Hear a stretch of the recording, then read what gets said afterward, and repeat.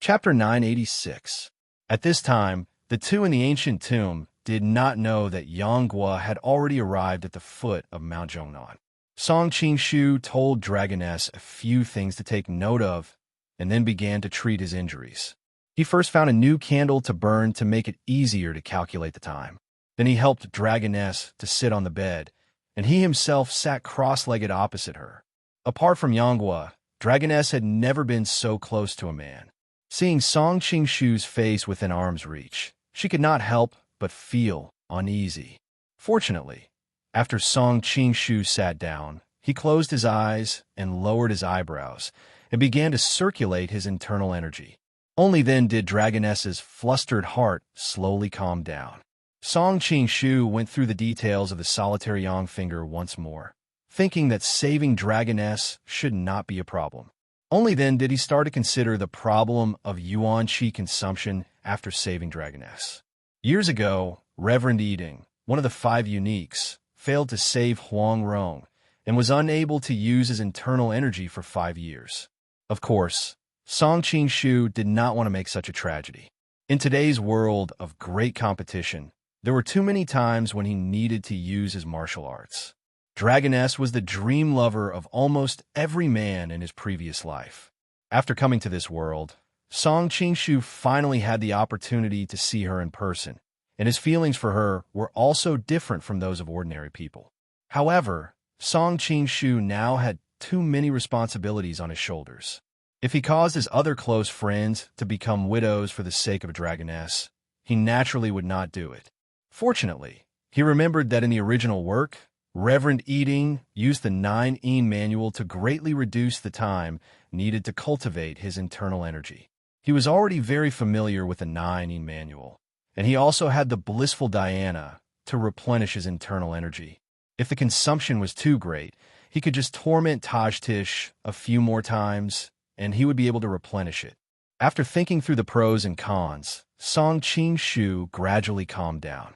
When the candle was about an inch long, he suddenly jumped up, his left palm on his chest, and his right index finger slowly pressed against the Baihui acupoint on Dragoness's head. Dragon Lady's body involuntarily jumped slightly as she felt a gust of hot air coming down from the door. As soon as Song Qingshu's finger passed through, he immediately retracted it. His body did not move, but the second finger had already reached the back acupoint, 1 cun and a half and behind her by Hui acupoint. Then Chang Jian, Nohu, Feng Fu, Deve Tao Dao, Shunju, Ling Tai all the way down, poking her soft and supple body. Song Qingshu's heart could not help but tremble. With a groan, the Dragoness let out a painful moan. Song Qingshu was startled. He knew that evil thoughts had arisen in his heart, causing his true qi to become unstable. He quickly gathered his thoughts and continued to touch her body. By the time the candle was half burnt, Song Qingshu had already opened up the 30 major acupoints of her governing meridian. He used his lifetime's worth of internal energy to help Dragoness open up her 8 extra meridians. If Reverend Yiding had seen all this, he would have been dumbfounded. Song Qingshu's finger movements were smooth and natural. His arm movements were elegant and graceful. He had used 30 different techniques to open up the 30 major acupoints. Each technique was grand and imposing, each with its own style. Reverend Yiding had been studying the one yang finger for 10 years, but he was only at this level. Song Qingshu had just learned the one yang finger, but he was able to use it so skillfully. After opening up the governing meridian, Song Qingshu sat down to rest for a while. He took the opportunity to ask, "Apprentice sister, how do you feel now?" I feel very hot," Dragon Lady answered with a red face. At first she did not feel it, but when his fingers touched her body, she seemed to feel a surge of heat rising up from the depths of her body. But since she was a child, she did not pay much attention to it. Who knew that every time Song Qingshu pressed one more pressure point on her, she would feel the heat in her body increase by a bit. In the end, her cheeks were flushed, and she was extremely shy. Her whole body felt soft, as if all the bones in her body had melted. If the man behind her was Guo, she might have already fallen into his arms. Song Qingshu did not notice her abnormality. He smiled and said, "Apprentice sister, don't worry. This is my internal energy entering your body. You're just not used to it yet." Dragon Lady's internal energy was yin, but Song Qingshu's was a balance of yin and yang. Although it was not enough to hurt her, it was still a little hot compared to her own internal qi. Dragon Lady nodded. She did not have any evil thoughts, so she just thought it was a normal reaction. She closed her eyes again. Song Qingshu reached out and gently pushed her shoulder, turning her body around to face him. When he was about to open up the 25 major acupoints of her Ren meridian, he suddenly froze. The governing meridian was located on the back of a person, so it was fine. But the Ren meridian was located on the front. Many of the 25 major acupoints were located in sensitive areas, such as the chest or the abdomen. After hesitating for a while, Song Qingshu decided to inform Dragon Lady first. Hearing his words, Dragon Lady let out a cry. Even if she did not understand the affairs of the world, she knew that these places of a woman should not be touched by a man. Noticing the expression on the Dragon Lady's face, Song Qingshu cursed inwardly. If she was determined to refuse treatment, she would probably die here today. This is an emergency. Apprentice sister, please excuse me. He did not wait for her to react and reached out to open up the 25 major acupoints of her Ren meridian. To show that he did not have any evil thoughts, Song Qingshu used a fast hand this time. Dragon Lady saw his arm tremble like a dragonfly on water. Before he even took a breath, he had already finished opening up the various acupoints of her Ren meridian. Although these 25 moves were as fast as lightning, there was not the slightest deviation. Dragon Lady was amazed and thought, there is actually such a skill in the world. Because when Song Qingshu's fingers touched her body, she did not feel the slightest bit offended. Therefore, she was filled with admiration and was not as shy as she was at the beginning. Song Qingshu wiped the sweat from his forehead and was about to open up her yin linking meridian when he suddenly froze. If the acupoints of the Ren meridian were awkward, then the acupoints of the yin linking meridian were extremely awkward. Just by imagining it in one's mind, the yin linking meridian started from the inside of the leg, went up the inside of the thigh to the abdomen, connected with the tiny meridian of the foot, passed through the chest, and met with the Ren meridian at the neck. Song Qingshu stammered, "Apprentice sister, next I want to open up your yin linking meridian." When Dragon Lady heard this, a layer of red appeared on her pale face. As a person of the martial arts world, how could she not know which acupoints were on the yin linking meridian? Song Qingshu hurriedly said, "In the eyes of a doctor, there is no gender." "Apprentice sister, I am a doctor now. I do not have the slightest bit of obscenity." The dragoness replied, "I naturally trust brother-in-law." Previously, Song Qingshu had treated her extremely politely and did not offend her in the slightest.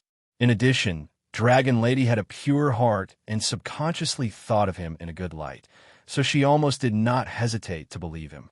"Apprentice sister, lie down first. I will open up one of your acupoints in this position." Because the yin linking meridian extended from the leg to the neck, lying flat was the best position. Dragon Lady made a sound of agreement, and Song Qingshu supported her and gently placed her on the bed. Noticing the slight rise and fall of her chest, Song Qingshu was worried that it would affect the accuracy of his treatment, so he hurriedly looked away. Starting from the Zhubin acupoint, Song Qingshu held Dragon Lady's slender foot and could not help but feel his heart skip a beat. He hurriedly gathered his thoughts and stretched out his finger, pouring a thick inner force into her body. Then his finger moved up and touched the Chongmen acupoint on the inside of her thigh. Dragon Lady moaned and couldn't help but tremble. Song Qingshu noticed that her face was as red as blood, and her beautiful eyes were so watery that it seemed as if water was about to seep out. Song Qingshu couldn't help but feel his mouth go dry, but he pretended not to see it and continued to touch the Fuxia acupoint on her groin, then the Dahing acupoint on her abdomen, then the Wuai acupoint on her chest. That soft touch stunned Song Qingshu for a moment, and he actually forgot to move his finger. Dragon Lady bit her lip and endured bitterly, but when she saw that he seemed to be possessed and kept his finger there, she couldn't help but feel embarrassed and anxious. She could not help but remind him, "Brother-in-law, the next acupoint is the Tiendo acupoint." Only then did Song Qingshu wake up. In order to hide the embarrassment in his heart, he quickly opened up the remaining Tiantu and Lianxuan acupoints. At the same time, he cursed incessantly in his heart, "Reverend Yiding, that old pervert. When he was treating Huang Rong, didn't he touch her from head to toe?" Even though Huang Rong was not his wife, Song Qingshu still felt very unhappy. But he had misunderstood Reverend Yiding. Reverend Yiding was an eminent monk. How could he be so unscrupulous as him? When he treated Huang Rong that year, Reverend Yiding was standing 10 feet away from Huang Rong's sensitive acupoints, for example, the yin linking meridian. Reverend Yiding used his profound finger strength to open up the acupoints on Huang Rong's body from a distance of 10 feet. Of course, Song Qingshu had also just learned the solitary yang finger. Although he was quite familiar with it, he was still not as good as Reverend Yiding. That was why he didn't remember that he could also use his finger strength to open up the acupoints. Of course, even if he remembered, he was a bastard who didn't take advantage of others, and in the end, he would still pretend that he didn't remember. After the episode just now, the tomb was suddenly filled with an inexplicable atmosphere. Song Qingshu coughed and hurriedly calmed his mind. Then he began to open up the yang linking meridian and other acupoints.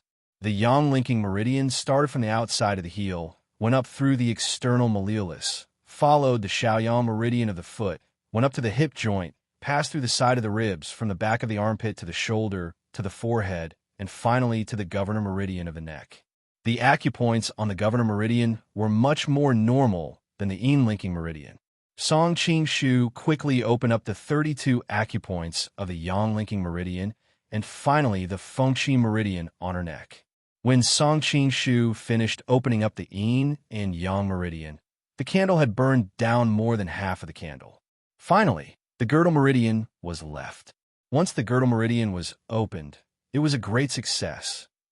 The 7 extraordinary meridians were connected from top to bottom, but the girdle meridian went around the body, around the waist like a belt, so it was called the girdle meridian. By this time, Song Qingshu felt the internal energy in his body had been consumed. He couldn't help but sigh. "Even with my current internal energy, I can't hold on much longer." No wonder Reverend Yiding could only use the solitary yang finger to save someone once. This consumption was really too great. Song Qingshu took a deep breath and stretched out his finger to slowly open her Zhongmen meridian. The girdle meridian had 8 acupoints. Song Qingshu's movements were very slow, as if it was very difficult. His mouth was panting, his forehead was dripping with sweat, his body was swaying, as if he couldn't hold on any longer. At this time, the dragoness's eyes were closed. Her clothes were soaked with sweat. She frowned and bit her lips, trying to endure the pain. Song Qingshu saw her face was gradually turning red. His heart was delighted. He knew he was about to succeed. Hastily, he increased his internal energy to activate the solitary yang finger. Who would have thought that the redness on her cheeks became more and more intense, until her cheeks were like fire? Song Qingshu's nose suddenly smelled a delicate fragrance that was neither orchid nor musk. He couldn't help but look at the woman in front of him with astonishment. Chapter 987. Song Qingshu was dumbfounded. What was going on?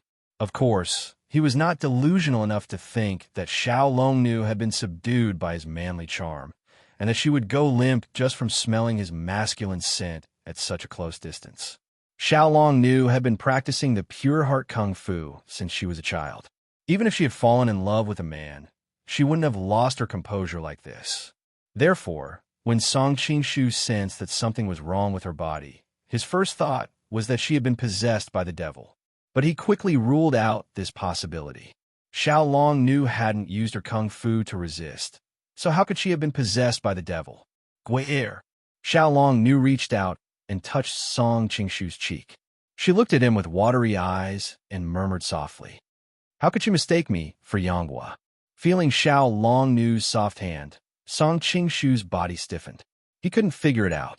He didn't know that when a seriously injured person was treated by the solitary Yang finger, they would have all kinds of hallucinations. When Reverend Eating treated Huang Rong, she had a nightmare about Ouyang Feng, Ouyang Ku, and Xiu Qianren. One moment, they would roast her in the stove. The next moment, they would bring ice to freeze her. And when she was cold, they would warm her again. Whether it was Ouyang Feng, Ouyang Ku, or Xiu Qianren, they were all the people Huang Rong feared the most. Xiao Long Nu's temperament was different from Huang Rong's. Enemies and friends were just fleeting clouds to her. She never cared about them. The only thing she thought about was Yanghua. Therefore, her dreams were only related to Yanghua. If that was the case, Xiao Long Nu wouldn't have mistaken someone else for Yanghua.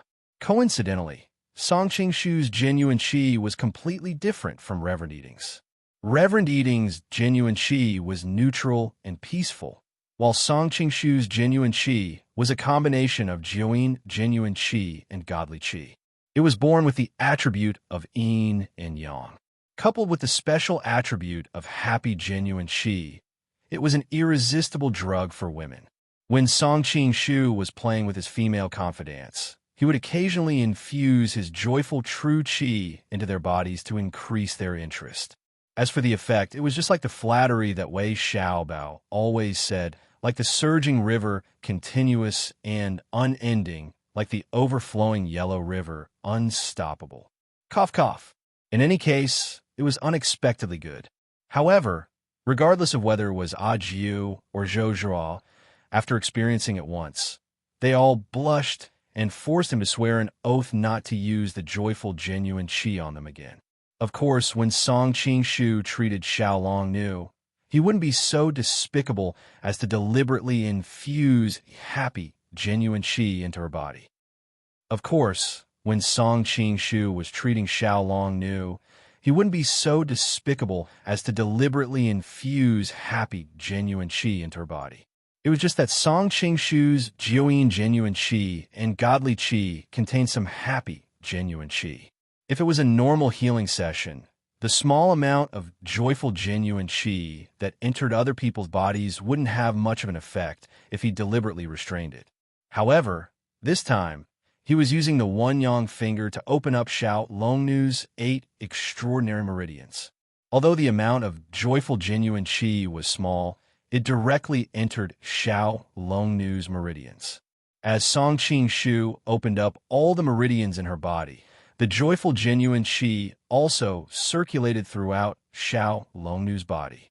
In her half-awake state, Xiao Longnu's most primitive human instincts were aroused. So when she opened her eyes and saw Song Qingshu, she subconsciously treated him as her sweetheart. Fortunately, she was Xiao Longnu, who had been pure and had few desires since she was young. If she was an ordinary girl, she would have long become a slave and pounced on a man when the happy, genuine qi spread throughout her body. Xiao Longnu felt her body heat up. She didn't know what to do. She just subconsciously tugged at her collar in an attempt to release the heat from her body. At the same time, her body involuntarily stuck to Song Qingshu. Song Qingshu's gaze passed through her collar and saw the snow-white scenery. His heart skipped a beat, and he quickly looked away. If it was any other woman throwing herself into his arms like this, with his temperament, he might have accepted it with a smile. However, in his heart, Xiao Longnu was like an unreal dream, making him unwilling to take advantage of her when she was in a precarious situation. Even though he didn't know the reason, he knew that this wasn't Xiao Longnu's true thoughts. With a warm and fragrant body in his arms, Song Qingshu was actually as restrained as a virgin. He didn't know where to put his hands. It didn't seem right to hug the soft body in his arms, but if he didn't, he would seem too stupid. Just as Song Qingshu was in a dilemma, Xiao Longnu, who was in his arms, suddenly cried out, "Guer, why did you leave me?" Song Qingshu was shocked. He was worried that her violent mood swings would affect her injuries and cause them to fail. He could only follow her words and continue. "I didn't leave you. Don't you see that I'm by your side right now?" Xiao Longnu continued, "Actually, I don't blame you for leaving me. How can I compare to Miss Gua? She's beautiful and comes from a prestigious family. She's also the daughter of your most respected Uncle Gua. Song Qing hurriedly interrupted her. Don't talk nonsense. In my heart, even 1,000 misqua can't compare to a single finger of yours. This was his heartfelt words. However, in Xiao Longnu's ears, it sounded like he was expressing his feelings to her. Really? Xiao Longnu was overjoyed when she heard this. She raised her head and asked in a sweet voice. Her eyes were watery and extremely alluring. For a long time, when Song Qingshu heard Xiao Longnu's voice, it was quiet and incomparably cold. This was the first time he heard her speak in such a sweet voice. For a moment, half of his body softened. He hurriedly raised his hand and swore, If I say even half a word of falsehood, I will be struck by lightning 5 times in heaven. Before he could finish speaking, 3 smooth fingers had already pressed against his lips. He saw Xiao Longnu smile sweetly. Don't say such a vicious thing. I believe you. Song Qingshu subconsciously held her hand. Looking at the beautiful and refined fairy in front of him, he couldn't help but be a little dazed for a moment. Bella good? Xiao Longnu was a little shy at first, but she soon looked back at him openly. Song Qingshu opened his mouth, only to feel that his throat was incomparably dry. For a moment, he actually couldn't speak. After a long time, he only spat out 2 words, good. Other than this, he couldn't find any other words to describe the beauty of the woman in front of him. Then, do you like me? Xiao Longnu's face showed shyness, but her eyes kept staring at him nervously, as if she was afraid to hear some heartbreaking answer. Of course I like you. If I could marry you in this life, I would really die without regrets. As Song Qingshu spoke, he suddenly woke up. He seemed to have followed the other party into the role. Sigh, Song Qingshu. Xiao Longnu's mind is not clear now. Are you also confused? At this time, Song Qingshu had completely opened up all the meridians in Xiao Longnu's body. She only needed to rest for 2 days, and she would be able to recover as before. Just as he was thinking about how to wake her up, 2 soft and moist lips suddenly pasted on his mouth. Song Qingshu was stunned for a moment. He was actually kissed by Xiao Longnu. Xiao Longnu, who had always been as pure as ice and as clean as jade, was actually so bold. His brain was still a mass of paste, but his body, being able to make Song Qingshu respond to the beauty. Xiao Longnu's movements were jerky, but this not only did not cause him to be unhappy, but also added a trace of excitement, because this showed that this was Xiao Longnu's first kiss. Xiao Longnu's body was already soft, and being kissed by Song Qingshu in such a mature way, her body was even more delicate and soft, and her whole body was almost hanging on him. After a long time of lips parting, Xiao Longnu's delicate lips were slightly red and swollen. She reached out and hooked his neck, and her eyes were shining. Today I want to be your wife. Song Qingshu only felt a roar in his head. At this moment, a fairy-like girl was affectionately entangled with him. Even a well-tempered steel would be softened. At this time, reason and morality were all not important. Song Qingshu's eyes gradually turned red, and his breath became heavy, and he reached out to hug her. Wait! Xiao Longnu suddenly pressed his chest. Song Qingshu thought that she had regained her consciousness, and suddenly felt a little annoyed. Why was he so unbearable? Who knew that what awaited him was not Xiao Longnu's scolding, but her soft and gentle voice. I've already put on the bride's clothes, but you don't look like a bridegroom at all. Song Qingshu smiled bitterly. Not only did he not look like a bridegroom, he did not look like a bridegroom at all. Xiao Longnu leaned over and searched in the dowry box on the side. After a long time, she took out a red flower and put it on Song Qingshu's head and said happily, There is no bridegroom's clothes in the box, but this barely looks like a bridegroom. Song Qingshu was stunned for a moment and did not know what to say. Xiao Longnu chuckled. What are you waiting for? I am already your wife. Song Qingshu smiled embarrassedly. Although he was very tempted, his reason made him control the primitive power in his body. Xiao Longnu saw that he was like a dumb goose, not moving at all. She pursed her lips, grabbed his hand, and put it into her loosened clothes. Do you like it? Xiao Longnu asked with a blushing face. Based on Xiao Longnu's usual temperament, even if she was facing Yanghua, she would not be so bold. However, now that the meridians in her body were filled with joyful, genuine qi, it had been secretly growing. Unknowingly, her behavior was a little bolder than usual. Of course, from another point of view, if an ordinary woman's meridians were filled with joyful true qi, she would have long become a slut who could sleep with anyone. Xiao Longnu's actions were already the least she could do. Song Qingshu's hand was warm and soft. How could he control the primitive power in his body? With a low roar, he threw himself over. When he entered Gumu through the waterway and was heading towards his previous room, he suddenly heard a burst of soul-melting moans. His face turned red, and his heart jumped. Could it be that Limacho brought a lover to Gumu to seek pleasure? But he quickly shook his head. Although Limacho was vicious and merciless, she had always been clean and would not do such a shameful thing. Yanghua's face was ashen. In his heart, he had long treated Gumu as his and Xiao Longnu's private territory. How could he allow outsiders to touch it? It must be that damned girl Hong Lingbo. Other than him and Xiao Longnu, only Limacho and her master knew about the secret passages. Since it wasn't Limacho, it could only be Hong Lingbo. As for Xiao Longnu, Yanghua didn't even think about it. Chapter 988. Yanghua carefully groped his way towards the source of the sound. Normally, with his personality, if he found a bunch of men and women having an affair somewhere else, he wouldn't be interested in going over to take a look. Instead, he would choose to just walk away. But the tomb was his and Xiao Longnu's private place. How could he allow others to defile it?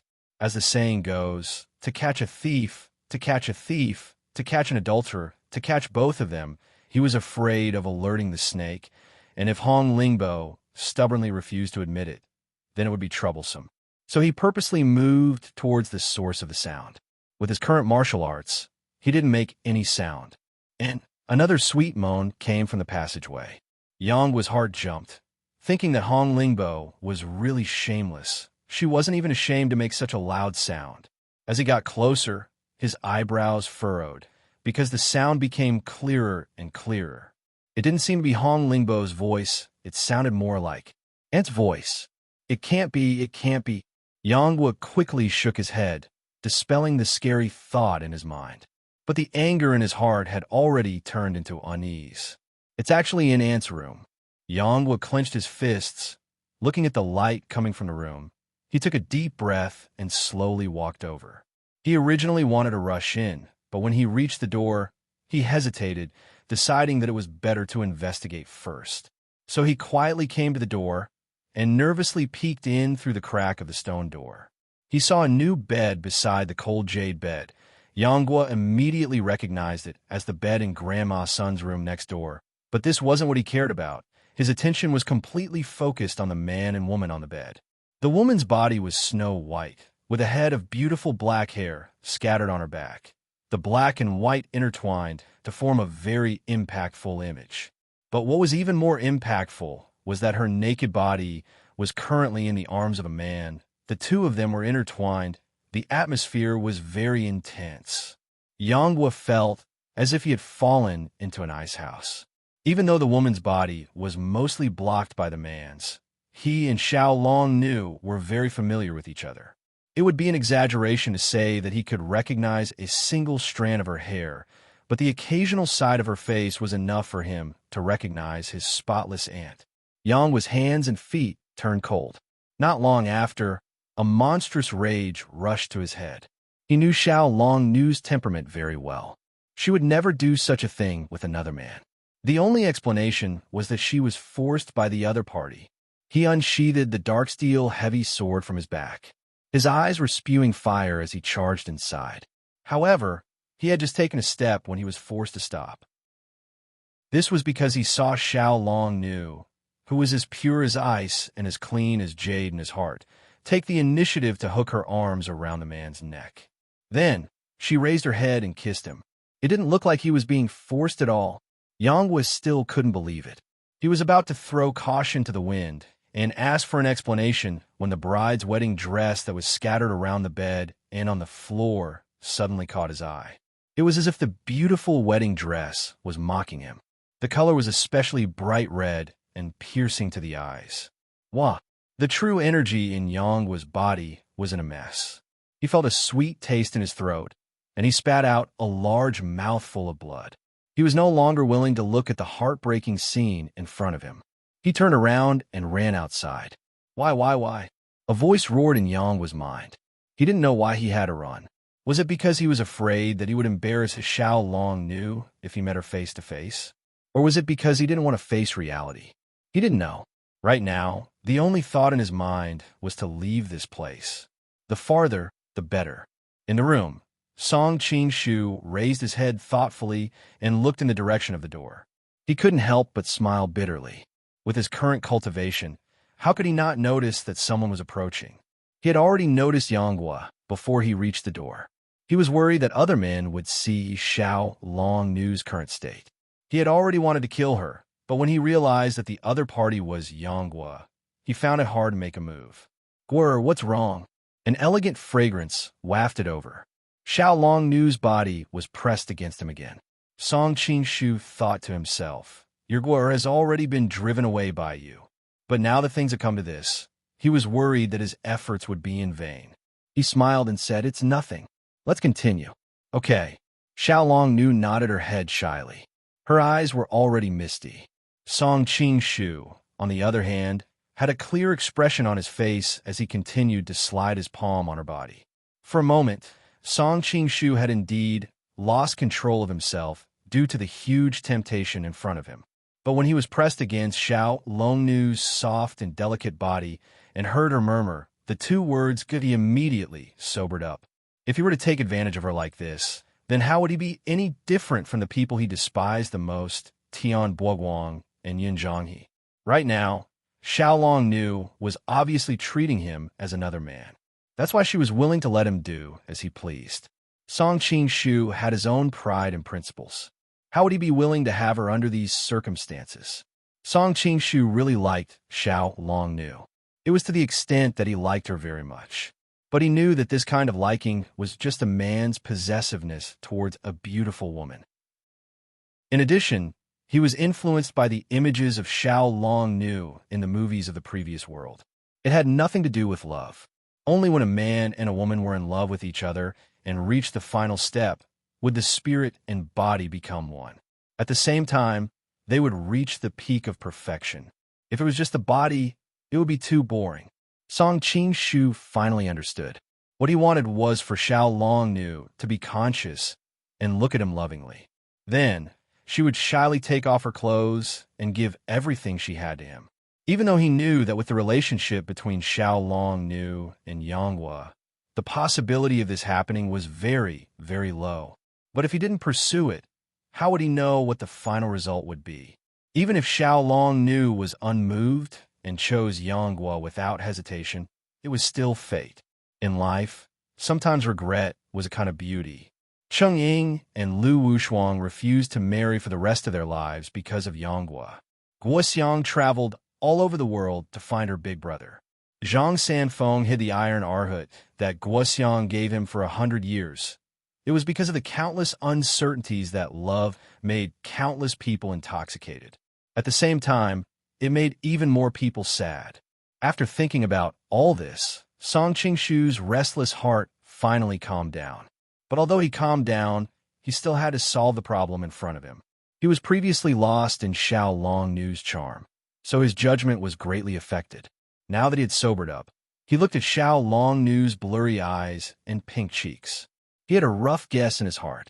Then, he checked her pulse, and Song Qing-shu finally confirmed it.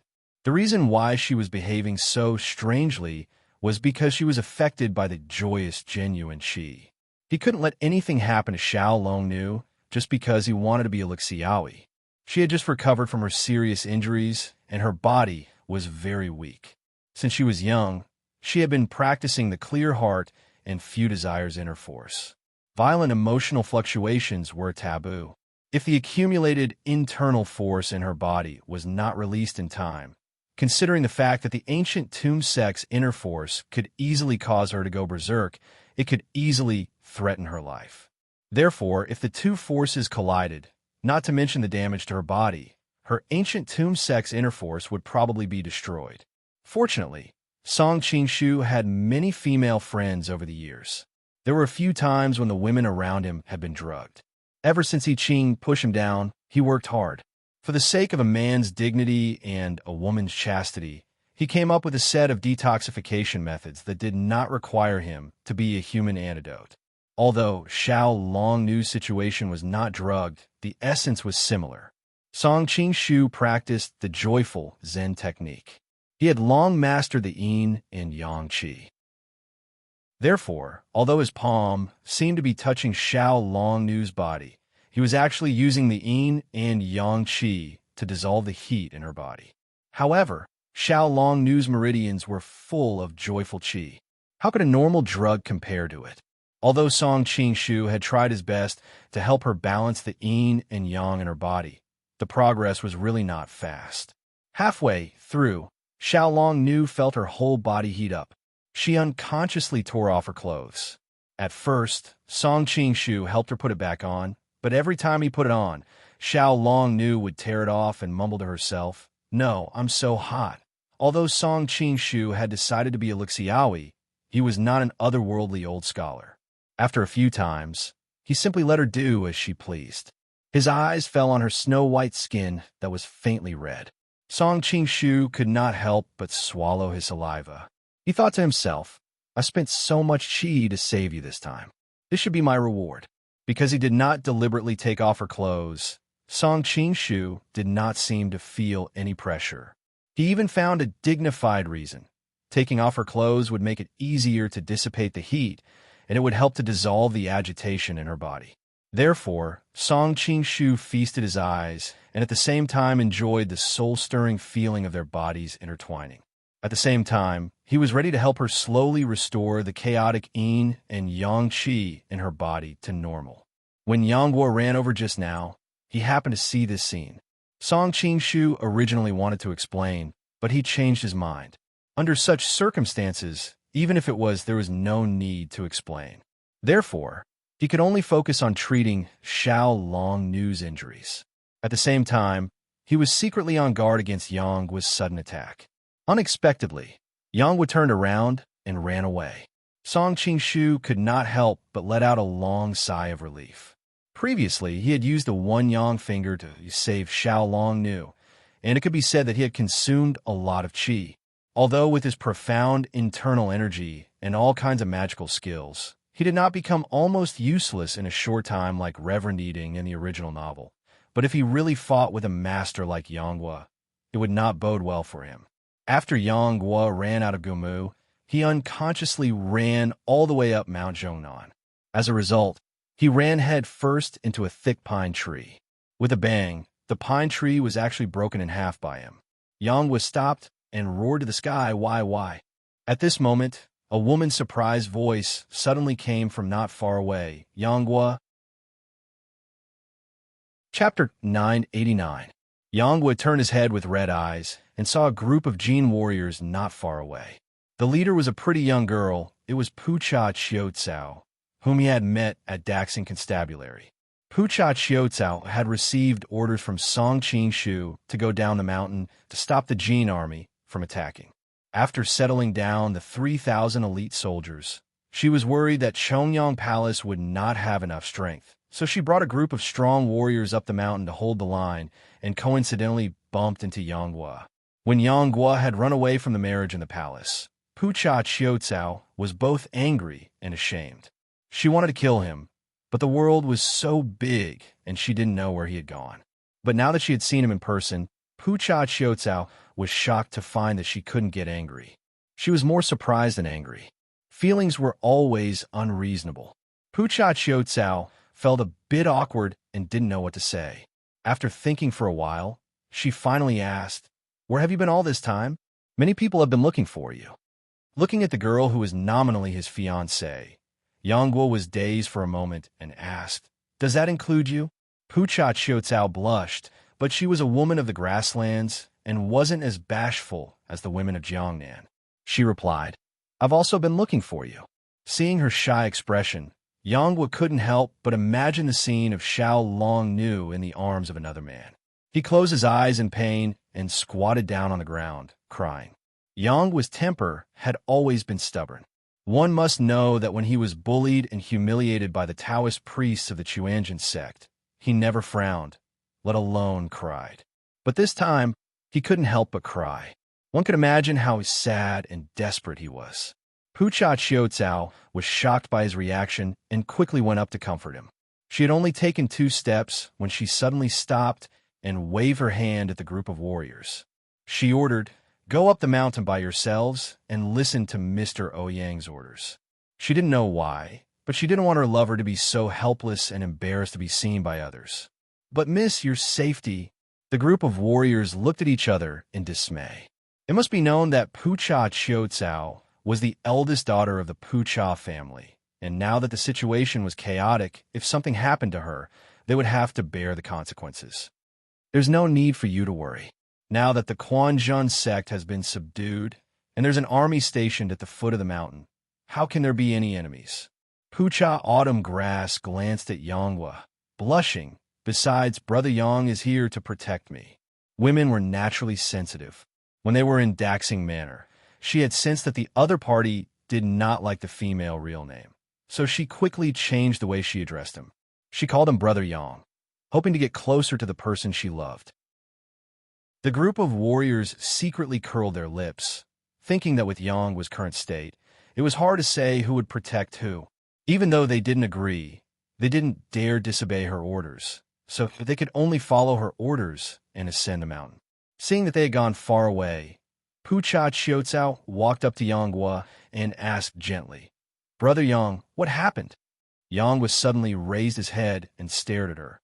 "Is the engagement between us still valid?" Pucha Qiucao's heart jumped, and she said hesitantly, "Last time in the palace, you refused." Seeing Yanghua's expression change, she hurriedly added, "But this was an engagement set by the previous generation. Since it hasn't been officially annulled, then it should still be valid." As soon as she finished speaking, her face turned as red as an apple. No matter how generous she was, it was still embarrassing for a woman to say such things. "That's good." Yanghua nodded and pulled her towards the direction of Gutum. "Come with me to a place." "Where?" Pucha Qiucao was startled. Yanghua didn't respond and continued to pull her along with him with a dark expression. His eyes flashed, and no one knew what he was thinking. In Gutum, the sweat on Song Qingshu's forehead fell like pearls from a broken necklace, but he didn't have the time to be distracted. He was completely focused on helping Xiao Long Nu clear the chaotic yin and yang energies in her body. Xiao Long Nu was no longer clinging to Song Qingshu like before, and her emotions were much calmer. Her bright red skin also gradually returned to its usual crystalline whiteness.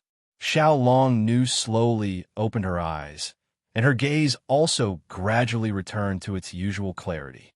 When she saw everything in front of her, she was completely stunned. Song Qingshu smiled bitterly. "Junior apprentice sister, things really aren't as you think.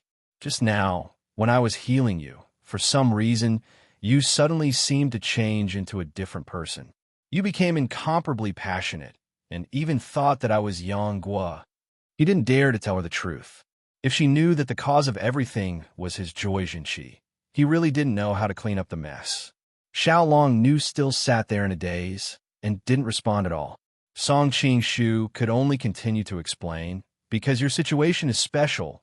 If I didn't do anything, you might die from the fire of passion, so I try to help you resolve the impulse in your body."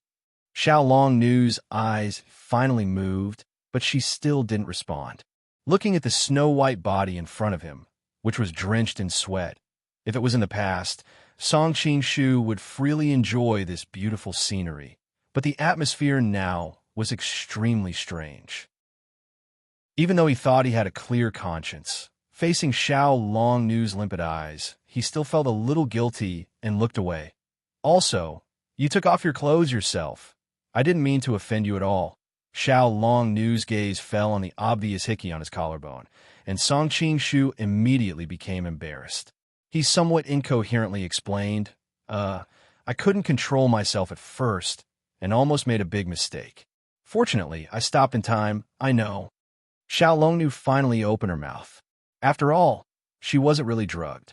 Now that she had woken up, everything that had just happened flooded into her mind like a tide. She naturally knew the ins and outs of the entire matter. Song Qingshu smiled embarrassedly.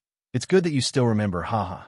Xiao Longnu's cold voice sounded again. Can you take your hands away now? Song Qingshu's old face heated up, and he subconsciously explained, the fire of passion in your body hasn't been completely cleared. I cultivate the Jade Maiden Heart Sutra, so I can still control this little bit of fire of passion, Xiao Longnu said expressionlessly. Sorry for offending you.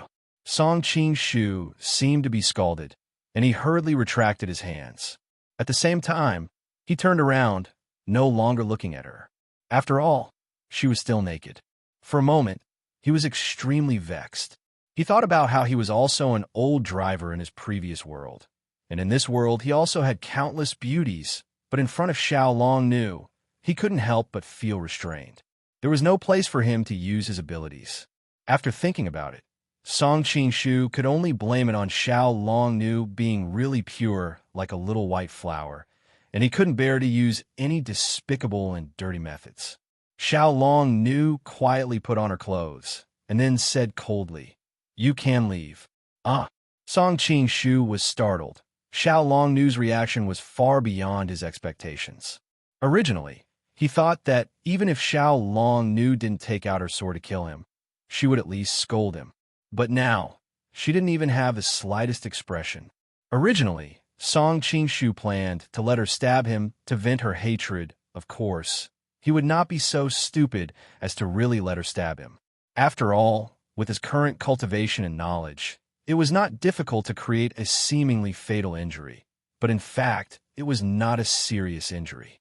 However, Xiao Longnu's indifferent reaction made him feel like he had punched empty air. Song Qingshu couldn't help but ask strangely, You don't blame me? What's the use of blaming you? Xiao Longnu faintly sighed. Although you offended me, my life was saved by you after all. I can only blame my bitter life. I can't blame anyone else. Thinking of the words that Xiao Longnu said to Yin Yijiping in the end in the original work, Song Qingshu couldn't help but sigh that although the woman in front of him looked cold, she was an extremely kind person in her bones. Little junior sister, I'm sorry.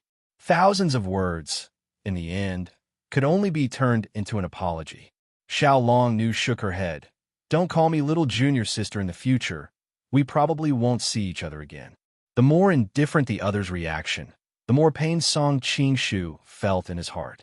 He suddenly reacted and couldn't help but be shocked. Little junior sister, don't take things too hard. It's all my fault. If you want to kill me or cut me up, brother-in-law won't even frown. Xiao Longnu looked at him strangely. Why would I take things too hard?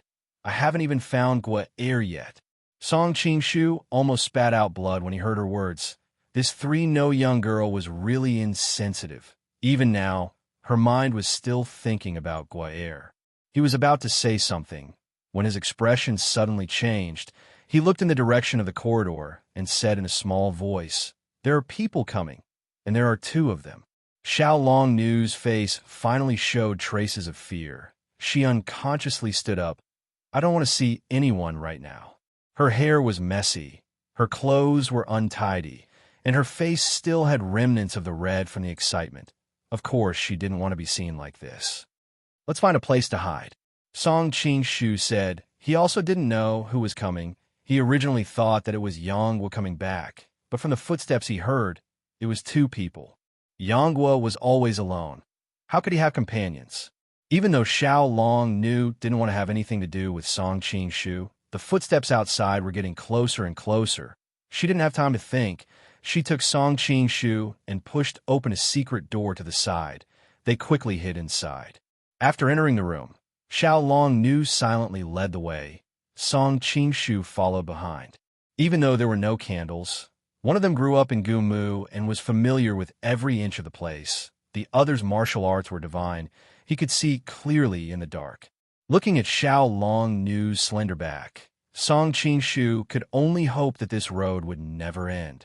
Suddenly, Xiao Longnu's body stopped. Her voice was trembling. This Gumu's broken dragon stone has already fallen. Outsiders don't know how to enter. Could it be where? Chapter 990. Seeing Xiao Longnu's joyful expression, Song Qingshu didn't know how to describe his feelings at the moment. After all, when a woman was naked with another man, even if nothing actually happened, her clothes were disheveled and her hair was messy, right? At this time, shouldn't a woman's normal reaction be to be afraid of being misunderstood by her lover? So she subconsciously avoided him? But Xiao Longnu didn't think about this at all, and her face was full of joy when Yangguo was mentioned. Maybe, probably. Song Qingshu answered hesitantly, and at the same time, he couldn't help but feel jealous. Yangguo was really lucky to be able to obtain the unreserved love of such a fairy-like woman. I'm going to find Guaer. After Xiao Longnu finished speaking, she turned and walked back. Song Qingshu stretched out his hand, but found that he didn't have any right to stop her. He could only smile bitterly and follow behind her. Meanwhile, Yangguo pulled Pu Cha Chiu Cao into the tomb with only one thought in his mind. Since Anne had found another man, then he would also find another woman to show her. He was silent along the way, pulling Pu Cha Chiu Cao straight to Xiao Longnu's room. The scene of Xiao Longnu's snow-white body twisting in the arms of another man appeared in his mind, and Yangguo's eyelids involuntarily twitched. When they reached the door of Xiao Longnu's room, Yangguo suddenly stopped, a trace of hesitation on his face. After all, the scene inside was too heart-wrenching. He didn't know if he could bear to see it again. But his hesitation was quickly dispelled by the anger in his heart, and he pulled Pu Cha Chiu Cao in. As soon as he entered, Yangguo was stunned because the scene he had imagined did not appear. The room was already empty. Where did they go? Yangguo was completely stunned, but the messy bedsheets on the bed reminded him of the intense battle that had just happened. "Brother Yang, you're hurting me." Pu Cha Chiu Cao couldn't help but cry out. Just now, after entering Gumu, perhaps because he was worried that she would get lost, Yangguo kept holding her hand, causing her heart to beat wildly the entire way. However, after entering the room, the force on Yangguo's hand became stronger and stronger. At first, she tried to endure it, but later on, it was too painful and she couldn't help but cry out. Hearing Pu Cha Chiu's cry of pain, Yangguo finally came to his senses. He hurriedly let go of her hand and returned an apologetic look. "Brother Yang, I'm a little cold." Pu Cha autumn grass hugged his chest, shivering involuntarily. The main entrance of the ancient tomb had been sealed by the broken dragon stone, so the only way in and out was the waterway. She was not like Xiao Longnu, who was seriously injured and brought in by Song Qingshu in a box. She swam in with Yangguo. Because of this, her clothes were already soaked. With Yangguo and Song Qingshu's cultivation, their clothes would dry up just by circulating their inner energy, but Pu Cha Chiu Cao did not have this ability. Her soaked clothes stuck tightly to her body. If that was the case, it would have been fine. She had grown up on the grasslands and was skilled in martial arts. Of course, she would not be as delicate as those rich young ladies. However, Xiao Longnu's room just happened to have a large frost jade bed that constantly emitted cold air. Being invaded by this cold air, even Pu Cha Chiu Cao, who had always had a strong body, could not stand it. "I'll find some firewood to warm you up," Yangguo answered absent-mindedly. "Actually, there's no need to go through so much trouble. I think there are clothes here. I'll just change." Pu Cha Chiu Cao looked at the wedding dress at the foot of the bed, and her eyes instantly lit up. Since ancient times, women had always been obsessed with wedding dresses. Even the otherworldly Xiao Longnu was no exception, let alone her. Because of this, when she saw this bright wedding dress, she was instantly tempted to try it on. She felt that the clothes on her body were sticky and did not want to wear them for another moment. At this time, Yangguo's attention was completely focused on Xiao Longnu. Although he heard Pu Cha Chiu Cao's words, he did not think too much of it. He only nodded slightly. You change, I'll turn around. Pucha Chiu Chow's face heated up. Even though she came from the grasslands, changing clothes in front of a man was a little too bold. Looking at Yang back, Pucha Chiu Chow bit her lip, but her fingers still slowly moved to her clothes. Although she had not known Yang for a long time, she believed that he was not the kind of lecher who would take advantage of others. Furthermore, he was her fiancé.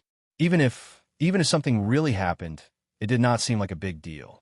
Pucha Chiu Chow took off her drenched clothes, exposing her youthful and energetic body to the air.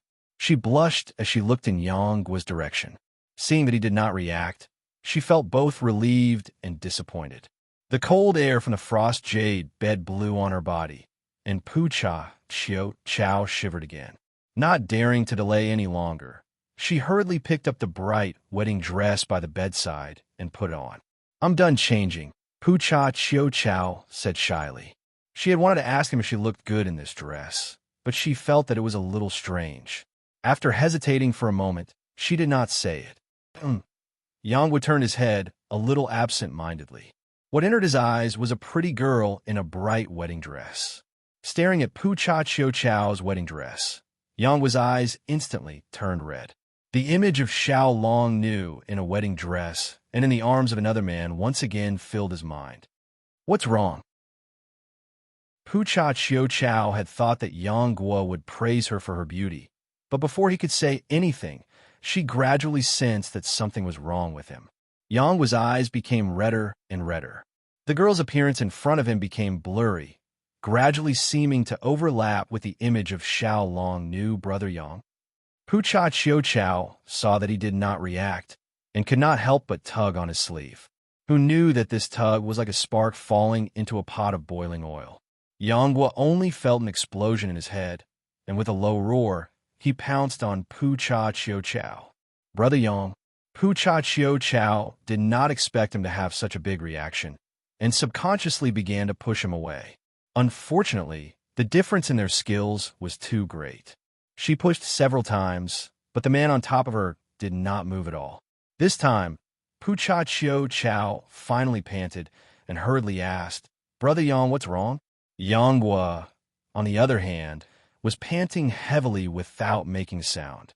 At this time, the scene of Xiao Long Nu's half-covered wedding dress kept appearing in his mind, and the scene of her fawning under another man's body.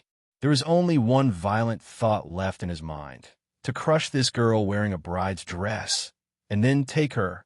Pucha Chiu Chow resisted for a while, but it was to no avail.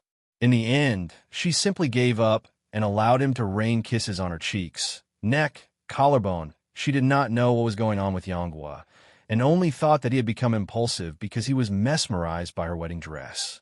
In her panic, she could not help but feel bashful. For a woman, if she did not like you, no matter how well you treated her, she would feel disgusted. But if she liked you, any action of yours would radiate brilliance in her eyes. Pucha Chiu Chow's current state was like this. Even though she felt that something was wrong, she did not resist very resolutely. In the end, there was even a faint trace of hope in her heart. After all, the two of them were already engaged. Even if they had not officially gotten married, the tribes of the grasslands were not as particular as the Han people, and it was common for them to privately pledge their lives. And now that she was wearing a wedding dress, and there was even a dragon and phoenix candle burning beside her, it did not seem much different from the wedding night. With this thought in her heart, Pucha Chiu Chow gave up on struggling and instead reached out to gently embrace the man on top of her. On the other side, Xiao Long Nu had a face full of joy as she walked towards the room where Yang Guo and the others were.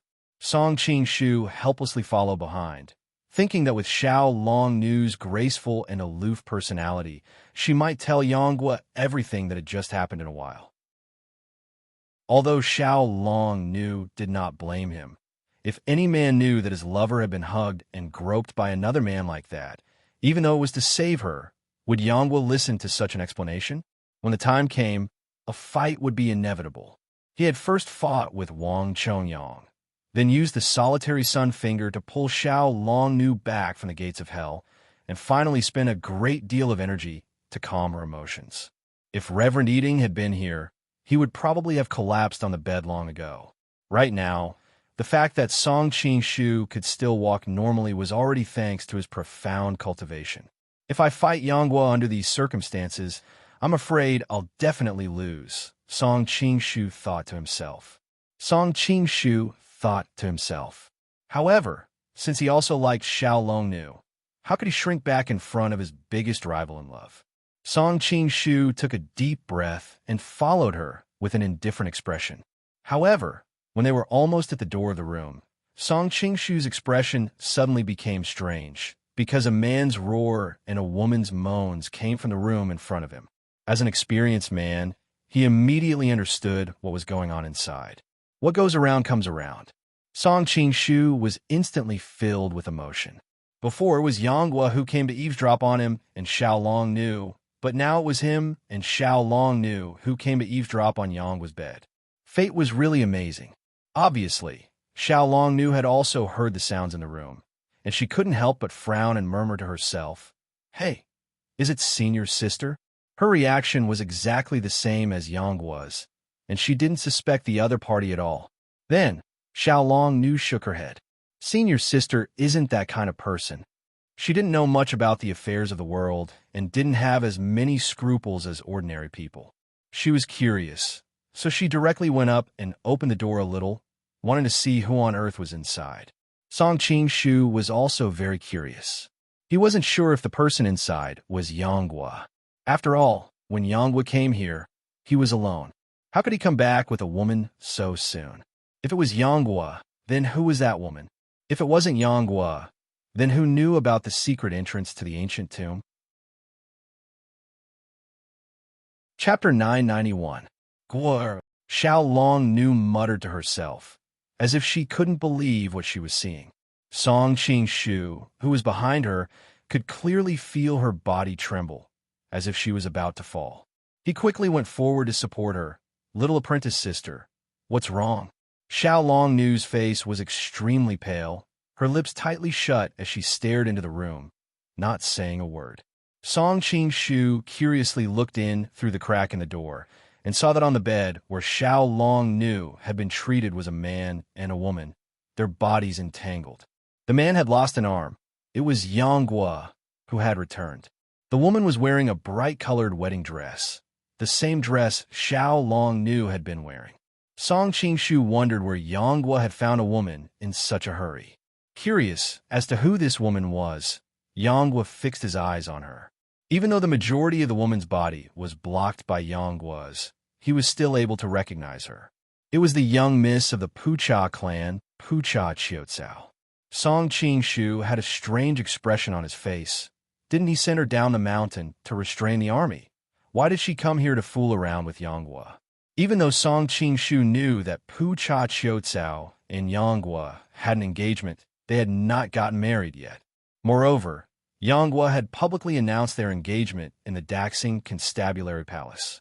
Thus, the two of them had suddenly developed to the point of rolling in the sheets, causing Song Qing-shu to be extremely astonished.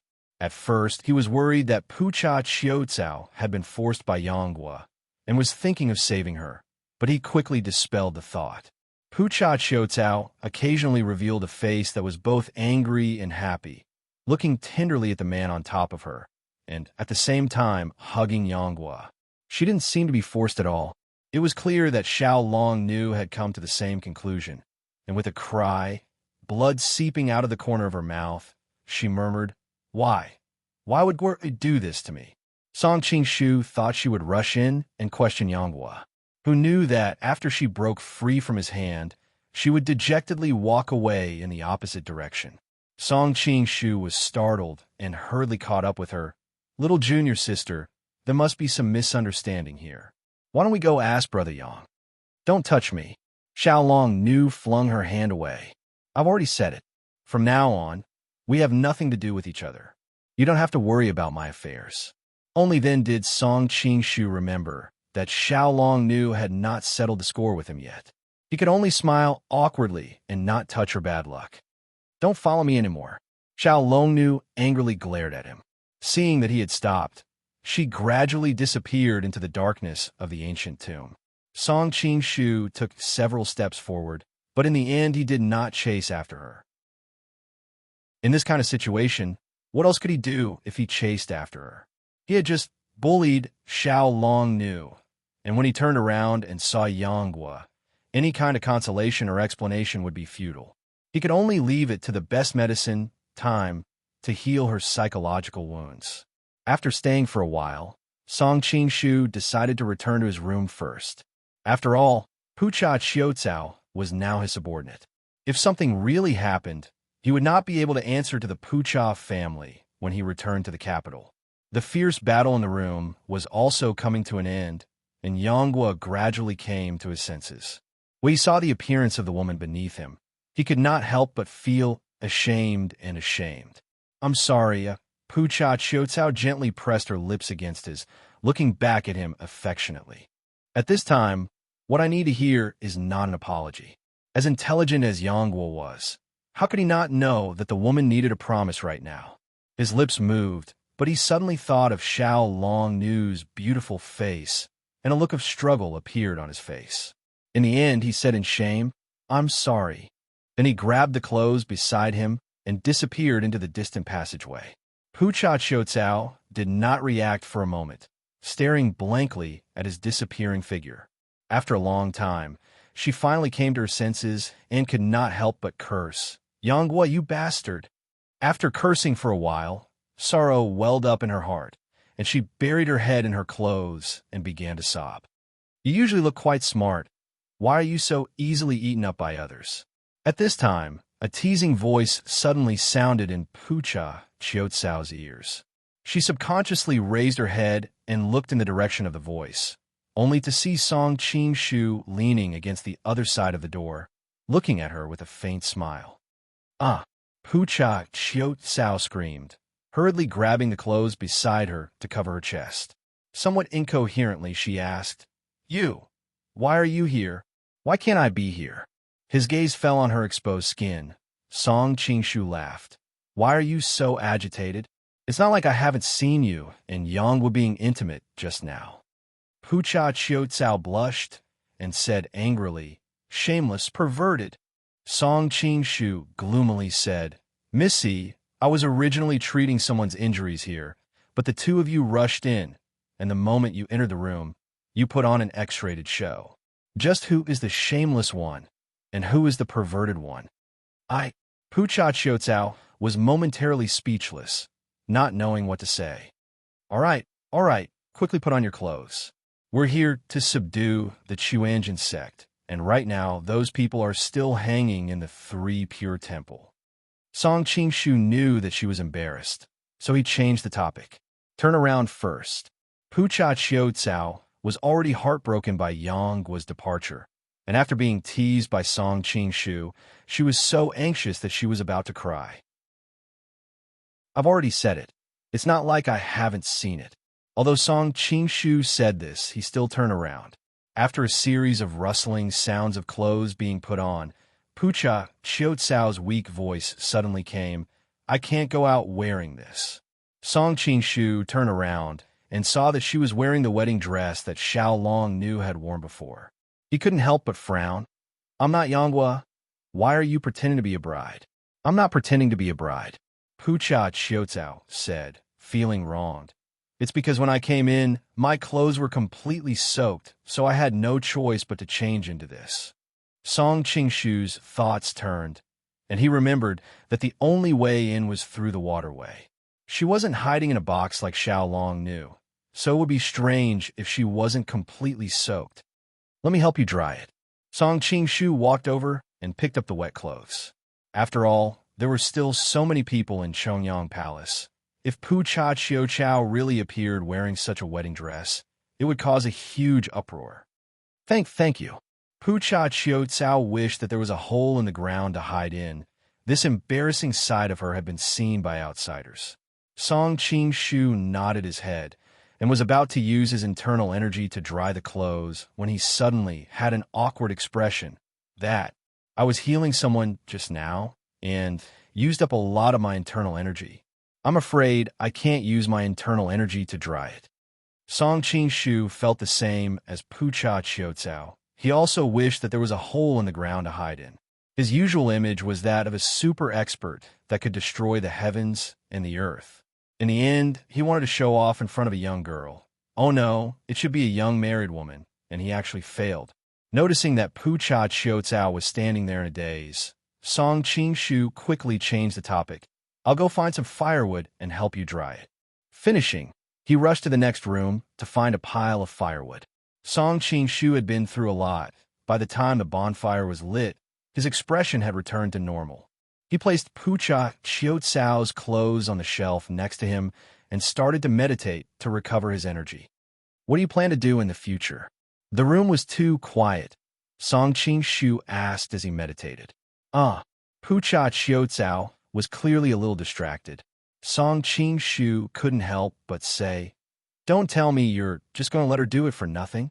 He wasn't familiar with Pucha Qiuzao, so he didn't really care about her, but he suddenly thought that if she and Yonggwa got married, then wouldn't Xiao Longnu be left?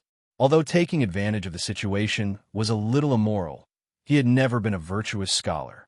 What do you mean by for nothing? Pucha Qiuzao's face was red as she spat. Why are your words so unpleasant, so annoying? After Yonggwa had his fun, he just pulled up his pants and left. Isn't that called doing it for nothing? Song Qing-shu saw that she didn't look too good, so he immediately comforted her.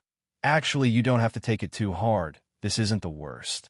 In my hometown, there was a professor who fooled around with a stewardess for 3 years, and after he got sick of her, he went to the yamen to sue the stewardess, claiming that the wife had the right to reclaim the joint property of the couple illegally disposed of during marriage, and had the court order the stewardess to return all the millions of assets that the professor had given her.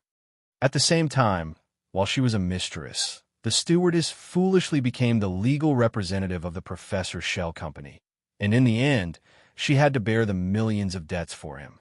Look at how she was fooled for 3 years, and not only did she not get any benefits, she even had to pay a few million in compensation. Compared to her, you're already much luckier. Pucha Qiuzao was dizzy listening to him. There were too many terms in Song Qing-shu's words that she had never heard before, but this didn't stop her from understanding the gist of the story, so she said angrily, "You men are just too shameless." Song Qing-shu laughed. Hey, now that I'm done, I don't think I'm the one who just pulls up my pants and leaves. Pucha Qiuzao glared at him unhappily. You're greedy and lustful, flirting everywhere you go. You're not much better. Song Qing-shu said seriously, I admit that I flirted everywhere, but I will take responsibility for every single woman. Pucha Qiuzao was stunned, as if she had been stabbed in the heart, and was momentarily speechless. The clothes are already dry. Quickly take them off. Song Qing-shu tore the clothes off the rack and casually threw them to her. To be honest, he was actually very unhappy that Pucha Qiuzao was wearing Xiao Longnu's wedding dress. In his heart, this wedding dress was a rare memento between him and Xiao Longnu. Pucha Qiuzao hesitated. Won't I get my clothes wet again when I go out later? This wedding dress isn't yours, Song Qing-shu said coldly. Pucha Qiuzao's face paled, and as she took it off, she said angrily, If it's not, then it's not. Who cares? She quickly took off the wedding dress and threw it at Song Qing-shu. Song Qing-shu's eyes immediately went wide, looking at the young girl's body in front of him, and he couldn't help but say with a strange expression, Did you give up on yourself and try to seduce me because you were abandoned by Yonggwa? Chapter 992. All right, don't shout. Song Qing-shu waved his hand, feeling a headache coming on. The clothes scattered on the bed immediately flew up and wrapped around Pucha Qiuzao. Put on your clothes first. I'll put you in the box and move you out later. You won't have to worry about getting your clothes wet then. Seeing that although Song Qing-shu's tongue was a little poisonous, he still turned around considerately. Pucha Qiuzao felt a little better and hurriedly put on her clothes. I'm done. As soon as Pucha Qiuzao finished speaking, she flipped over and jumped off the bed lightly. Song Qing-shu turned around and stared at her legs.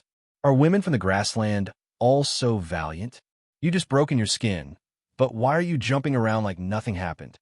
Pucha Chiotsao's face was as red as a rose petal. She said angrily, "My ass, who said I? I was doing that." Song Qing immediately laughed. What's there to admit? You and Yanghua were fiddling with each other on the bed for a long time. Don't tell me you were just discussing your dreams. Just now, Pucha Chiotsao subconsciously wanted to explain, but she closed her mouth and stood there silently. This time, Song Qingshu's interest was piqued. He rolled his eyes and came up with a plan. Come here quickly. I'll help you lie down in the box. I won't suffocate to death in there, will I? Pucha Chiotsao looked at the large box next to her with a face full of suspicion. Don't worry, this box is big enough. You won't suffocate to death. Song Qingshu helped her in and took the opportunity to feel her pulse. Song Qingshu's expression immediately became very strange. The corners of his mouth twitched, and he finally couldn't help but laugh. Pucha Chiotsao was trying to figure out the best position to hide in when she heard his laughter. She looked up in confusion. What are you laughing at? I'm laughing at Yanghua. That brat's martial arts are high, and he's usually very clever. But at the critical moment, he found the wrong place. Thinking of that embarrassing scene, Song Qingshu couldn't help but gloat. What do you mean by wrong place? Pucha Chiotsao was at a loss at first, but she finally understood after a while. She couldn't help but be embarrassed and angry. What nonsense are you talking about? He didn't find a wrong place, he just didn't start.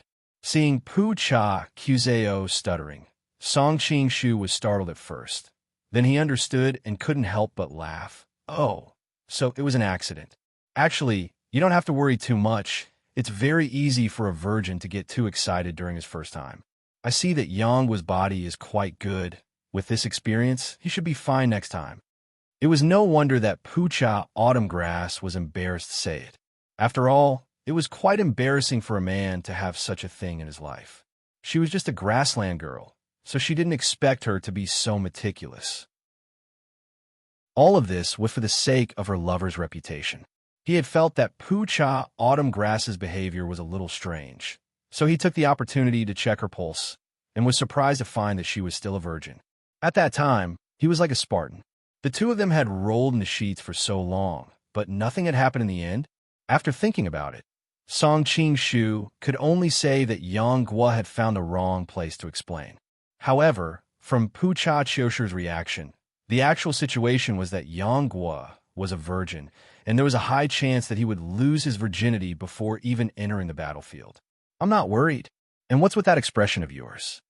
Pucha Chiotsao also felt very embarrassed about this matter, and seeing his gloating expression, she couldn't help but fly into a rage out of humiliation. I'm being serious, all right? You're the one who feels guilty and thinks that my expression is strange. Song Qingshu thought to himself, I'm wearing a mask. It would be a miracle if you could see my expression clearly. Pucha Chiotsao wished that there was a hole in the ground to hide in, and with a snort, she closed the lid of the chest and hid like an ostrich. Song Qingshu smiled and shook his head. He picked up the large chest and went back the way he came.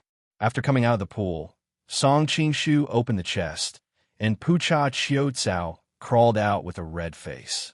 Maybe what happened in the ancient tomb was too embarrassing, but after coming out, she didn't say a word and walked towards the top of the mountain. Song Qingshu didn't mind. After such a long time, his inner strength had recovered, and he could already circulate his qi to dry his clothes. The two of them walked like this towards Chongyang Palace. Suddenly, they heard Pucha Chiotsao scream in front of them. Song Qingshu was shocked and quickly ran over. What's wrong? Of course, Pucha Chiotsao could get into trouble, but not in his hands. Otherwise, the Pucha family would fall out with him, and although he wasn't afraid, it would still be a troublesome matter. There seems to be a person in the grass at the bottom of the hill. Pucha Chiotsao pointed at a small slope on the side of the road and said hesitantly. Song Qingshu looked in the direction of her finger. The slope was about 1 foot high from the road, and the person was lying in the grass. If it wasn't for the white clothes being too conspicuous, it really wouldn't have been easy to find. I'll go take a look. The Song Qing Shu from his previous world couldn't treat a person's life like grass, and if it was within his power, he would still help. He only saw the tip of his foot, and his whole body lightly landed at the bottom of the hill. He stretched out his hand to shake the person. "Are you okay?" When he saw the person's appearance, Song Qing Shu was dumbfounded. A pure and elegant face appeared in front of him. If it wasn't Xiao Long Nu, who else could it be?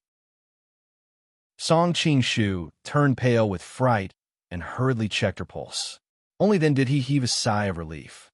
Although her pulse was chaotic, there was no danger to her life. She should have just temporarily fainted. Raising his head to look at the slope to the side, the branches and grass really did have traces of being crushed. It should be that when Xiao Long Nu was walking on the road, her blood and qi suddenly surged, and she fainted and rolled down the slope.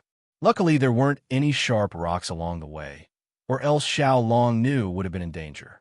When Song Qing Shu thought about it, he couldn't help but be afraid. He shouldn't have let Xiao Long Nu leave alone in that state, no matter how much she hated him following her. If something really happened to Xiao Long Nu, he probably wouldn't be able to rest in peace for the rest of his life. At first, he was a little curious as to why Yang Guo didn't see Xiao Long Nu when he came out of the tomb, but on second thought, Xiao Long Nu hadn't fainted on the side of the road, but at the bottom of the slope. If it wasn't for his sharp eyes, he wouldn't have been able to see her, let alone Yang Guo, who had run out in a daze. Song Qing Shu carried Xiao Long Nu horizontally in his arms, and with a tap of his foot, he flew back up the slope. Pu Cha Qiao went up to take a look and was also stunned. Xiao Long Nu, "What do you think when you see your rival in love at this time?" Song Qing Shu teased. "What do you think I would think?" Pu Cha Qiao glared at him and then asked with a complicated expression, "Is she all right?" Although it's not a big deal, her breathing is chaotic, and if she doesn't recuperate in time, it will be very troublesome. Song Qing Shu paused, then said to her, "I'll leave the matter of the Chuanjin sex conferment to you. In any case, the general situation is set, and there are only a few things left. I'll first take her down the mountain to the army camp to treat her injuries." "All right." Looking at Song Qing Shu's departing figure, Pu Cha Qiao felt a little sour in her heart. Why did all the men in the world revolve around Xiao Long Nu? Yang Guo was like this, and so was Tang Quobian. But she quickly laughed at herself. Not to mention those men, even she couldn't help but be moved by Xiao Long Nu's beauty. Meanwhile, Song Qing Shu went down the mountain and returned to the army camp. He ordered the soldiers to guard the surroundings and not to let anyone disturb them, then carried Xiao Long Nu into the commander's tent to treat her injuries. After an unknown amount of time, the chaotic internal energy in Xiao Long Nu's body finally calmed down, but there were no signs of her waking up. Song Qing Shu knew that she had first been gravely injured and on the verge of death, then she had been consumed by the flames of passion, and then she had seen her sweetheart cheat and fall down the mountain. If it had been a normal woman, this torment would have left her crippled, if not dead. Fortunately, Xiao Long Nu's martial arts foundation was good, and with Song Qing Shu's desperate efforts to treat her, she was safe and sound. But after such a series of blows, she probably wouldn't wake up without sleeping for a day and a night. Song Qing Shu gently laid Xiao Long Nu flat on the bed and covered her with a thin blanket before getting off the bed. But as soon as he got off, he felt dizzy and almost stumbled to the ground. Only then did he realize that his vitality had been greatly depleted today. After the battle with Wang Chongyang, he used the solitary Yang finger to pull Xiao Long Nu back from the gates of hell. Then, he disregarded his fatigue and helped her resolve the flames of passion. Now, he even helped her to sort out her internal energy. The other things were fine, but the one that took the most toll on his vitality was the solitary Yang finger. After all, he was fighting against the Grim Reaper. How could the price be small? "Marshal, may I come in?" Tashtish's gentle voice came from outside. Since there were Jin soldiers guarding outside, she couldn't address him by his original name, Song Qing Shu. Song Qing Shu was startled. He subconsciously looked outside the tent and realized that the sky was already dark. He could still faintly see the flames of the campsite. "So it has been so long." Song Qingshu secretly smacked his lips. Suddenly, he remembered that Tajtish was still waiting outside. He quickly replied, "Come in." Tajtish came in with a tray. Her gaze first fell on Xiao Longnu, who was lying on the bed before shifting to Song Qingshu. "Is it worth it to put yourself in such a sorry state for a woman?" Song Qingshu glanced at Xiao Longnu's sweet sleeping posture and revealed a smile. "Of course it's worth it." Tajtish lightly snorted. "She doesn't look that beautiful to me. How could she have bewitched you men to this extent? Chongyang Palace's Yin Jiping was like that, and so are you." Song Qingshu could not help but smile wryly. If Xiao Long Nu wasn't considered beautiful, then the number of women in this world who could be considered beautiful could be counted on one's fingers. However, Tajtish's words were not wrong. After all, her appearance was not inferior to Xiao Long Nu. Her words were full of qualifications. What is it that smells so good?" Song Qingshu wisely chose not to argue with her on this matter. He turned his attention to the tray in her hands. Coincidentally, there was a chicken that died in a nearby farmer's house. I thought it would be a waste to throw it away, so I picked it up and stewed it into a pot of soup. "If you aren't afraid of me poisoning it, drink it," Tajtish expressionlessly said before handing over the chicken soup. There was a small note in yesterday's chapter. I forgot to mention that when Song Qingshu appeared in front of Pucha Autumn Grass, he had already changed back to Tang Quobian's appearance. Regarding the matter of Pucha Autumn Grass, let's talk about it again. Actually, the previous chapters had already mentioned that little student Song didn't have any feelings for her. Similarly, Song Qingshu had never existed in her heart, only Yanghua. Chapter 993. Hearing Tatish's words, Song Qingshu was amused. He purposely frowned and said with a look of disgust, "Using a dead chicken to stew soup?" Tatish's phoenix brows raised. She snatched the wooden plate back and said, "It's fine if you don't want to eat it. I'll feed it to the dog." Song Qingshu's eyes and hands were sharp. He quickly brought back the bowl of chicken soup and said, "How can you do that? The dog is innocent. What if the great purple dragon queen poisoned the dog to death? As the saying goes, if I don't go to hell, who will? Let me do it." Finished speaking, he raised the bowl and drank a mouthful. His spirit was greatly boosted. The fatigue accumulated from a day's hard work was immediately swept away. How fragrant! Tatish's expression finally relaxed. A faint smile also involuntarily floated on her lips. "Aren't you afraid that I'll really poison the soup?" While heartily eating, Song Qingshu answered vaguely, "I'm not afraid. As the saying goes, dying under a peony flower. Even as a ghost, I'll still be dissolute. Moreover, you're much more beautiful than a peony flower." I don't know how many ignorant girls have been deceived by that mouth of yours. Tatish's cheeks blushed slightly, snappily retorting. Watching him wolfing down the food, she couldn't help but take out a handkerchief to help him wipe the chicken soup that slid down his chin. "Eat slowly. No one is going to snatch it from you. There's more in the pot." "Can't help it. I'm starving. I haven't eaten anything for the whole day." Song Qingshu quickly and efficiently swallowed the bowl of chicken soup, meat and bones, before heaving a satisfied sigh. "I didn't expect the great purple dragon queen, the #1 beauty of Jianghu, to actually have such good culinary skills. Originally, it wouldn't be." Tatish seemed to recall something. Her expression couldn't help but turn gloomy as she mumbled, "Years ago, Thousand Leaf was plagued by cold poison. His body was very weak. During that period of time, I stewed chicken soup for him every day to nourish his body, gradually honing my skills." Seeing her gloomy expression, Song Qingshu intentionally laughed and said, "Speaking of which, I really have to thank Mr. Silverleaf." "What are you thanking him for?" Tatish's attention was indeed diverted. "Of course, it's to thank him for his poor health. He left you, a beautiful widow, to me. You also came with a set of home cooking skills. You are simply a perfect lover who can go to the hall, cook in the kitchen, and warm the bed," Song Qingshu said seriously. Tatish was almost angered to death. She snatched the empty bowl from his hand and said, "Consider my chicken soup for today fed to the dogs." "How could a dog be so lucky?"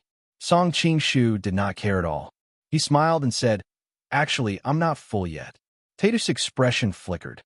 Eventually, she rolled her eyes at him and said, "I'm really afraid of you. I'll go get you another bowl. It's still sister who cares for me." Upon hearing this, Tadish staggered and nearly fell.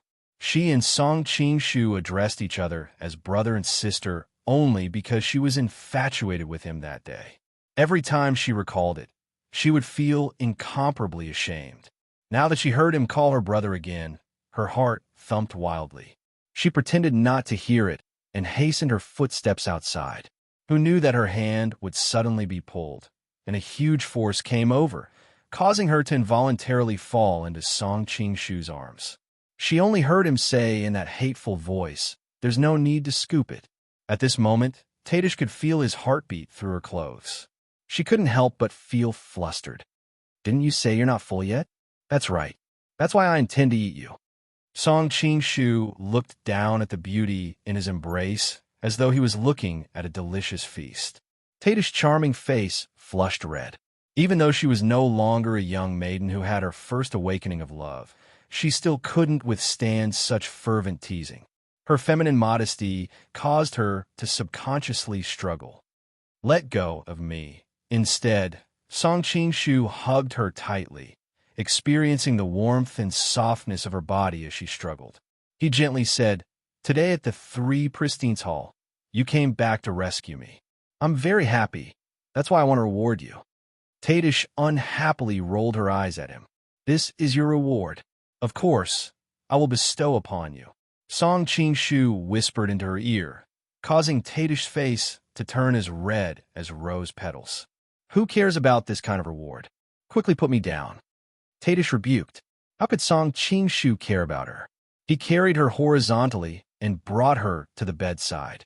Seeing that her resistance was futile, coupled with the masculine aura from his body, Tashtish's heart palpitated and her body turned soft. "Then take off this nuisance mask. It's disgusting to look at." Tashtish subconsciously tilted her head back and said while biting her lips. His thick beard pricked her face, causing her to feel pain. "As you command, sister." Song Qing-shu removed Tang Quobian's mask and casually tossed it to the side, revealing his original appearance. Gazing at the handsome brows and starry eyes, Tadish muttered with a voice so soft that even she couldn't hear it. "This is much more pleasing to the eye." Seeing that the beauty in his embrace had quietened down and her legs were no longer kicking about, Song Qing-shu understood that Tadish had tacitly agreed to what was to happen next. He couldn't help but be overjoyed as his entire being became excited. Tadish originally buried her head in Song Qing-shu's embrace.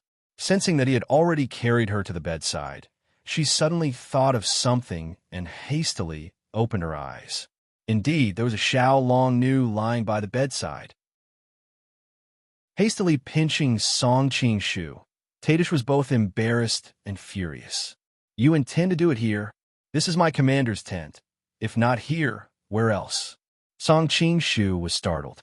"I can't tell if you're feigning ignorance or if you're truly foolish." Tadish could only glance towards Xiao Long Nu's direction and reminded, "There's someone beside her." Song Qing-shu glanced at Xiao Long Nu's tranquil sleeping face and nonchalantly replied, "She has suffered such heavy injuries and has experienced great sorrow and joy. Without sleeping for 3 days and 3 nights, she will never wake up." Although Xiao Long Nu's injuries were severe, they were basically healed by Song Qing-shu. She would probably need to sleep for a day, but definitely not for 3 days and 3 nights. The reason why he said that was to reassure Tadish. As the saying goes, 9 out of 10 words spoken by a man in bed are lies. But Tadish still wanted to say something, but Song Qing-shu was already pressing on top of her. Her belly full of words were instantly stuffed back down her throat. "Truly the devil star of my life." Tadish sighed and pressed her hand against the man's chest. In the end, she didn't push him away forcefully. Xiao Long Nu felt as though she was having a long dream. First, she dreamt of marrying Guo and even consummating their marriage. But not long after, she shockingly discovered that the groom was actually Song Qing-shu. That was fine, considering that he didn't violate her in the end. Even though she was angry, considering that he had saved her life, she reluctantly forgave him. Who would have guessed that she would witness being intimate with another woman on the bed? When she emerged from the ancient tomb in a daze, she couldn't help but faint. Later on, someone seemed to have saved her. Although she couldn't open her eyes, she could smell an unfamiliar yet familiar scent. That scent seemed to possess a calming power, allowing her to quickly relax. Unknowingly, she didn't need to look to know the identity of the other party. I owe brother-in-law another life. Xiaolong Nu was instantly vexed. Although she owed Song Qingshu a life-saving grace, he also took advantage of her pure and unblemished body. It wasn't easy for them to settle the debt. Now that she owed him so much, how was she going to repay him? Due to the previous incident in the ancient tomb, Xiaolong Nu didn't wish to meet Song Qingshu again. However, reality made it impossible for her to avoid it. Chapter 994. Previously at the inn, she had no choice but to listen to Song Qingshu tormenting her senior sister for an entire night. Later on, such incidents happened one after another in the ancient tomb. Thus, even though Xiaolong Nu was as pure as ice and as pure as jade, she couldn't be any more familiar with such noises. This was no small matter. She was originally half asleep, but now, her drowsiness had completely vanished. Subconsciously, she turned her head to look to the side. After a single glance, she hastily turned her head back. Her pale face was instantly flushed red. Brother-in-law is truly a scoundrel, doing such a thing in front of me again. This night was destined to be a sleepless one. Xiaolong Nu waited for the two beside her to fall asleep before stealthily leaving.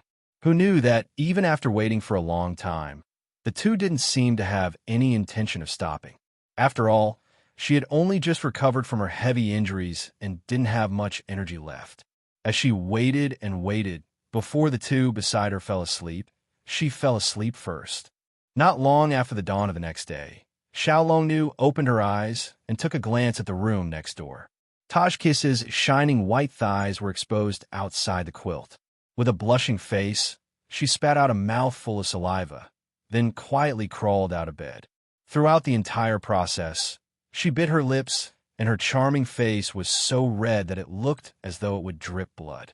After packing up her belongings, she opened the door and ran out of the room.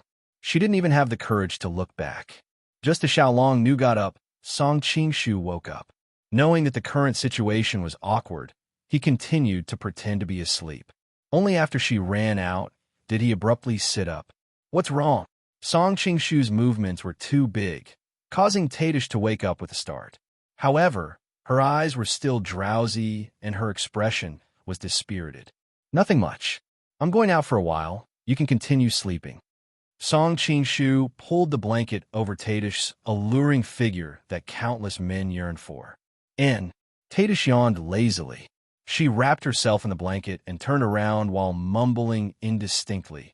After being tormented by you yesterday, my body is exhausted.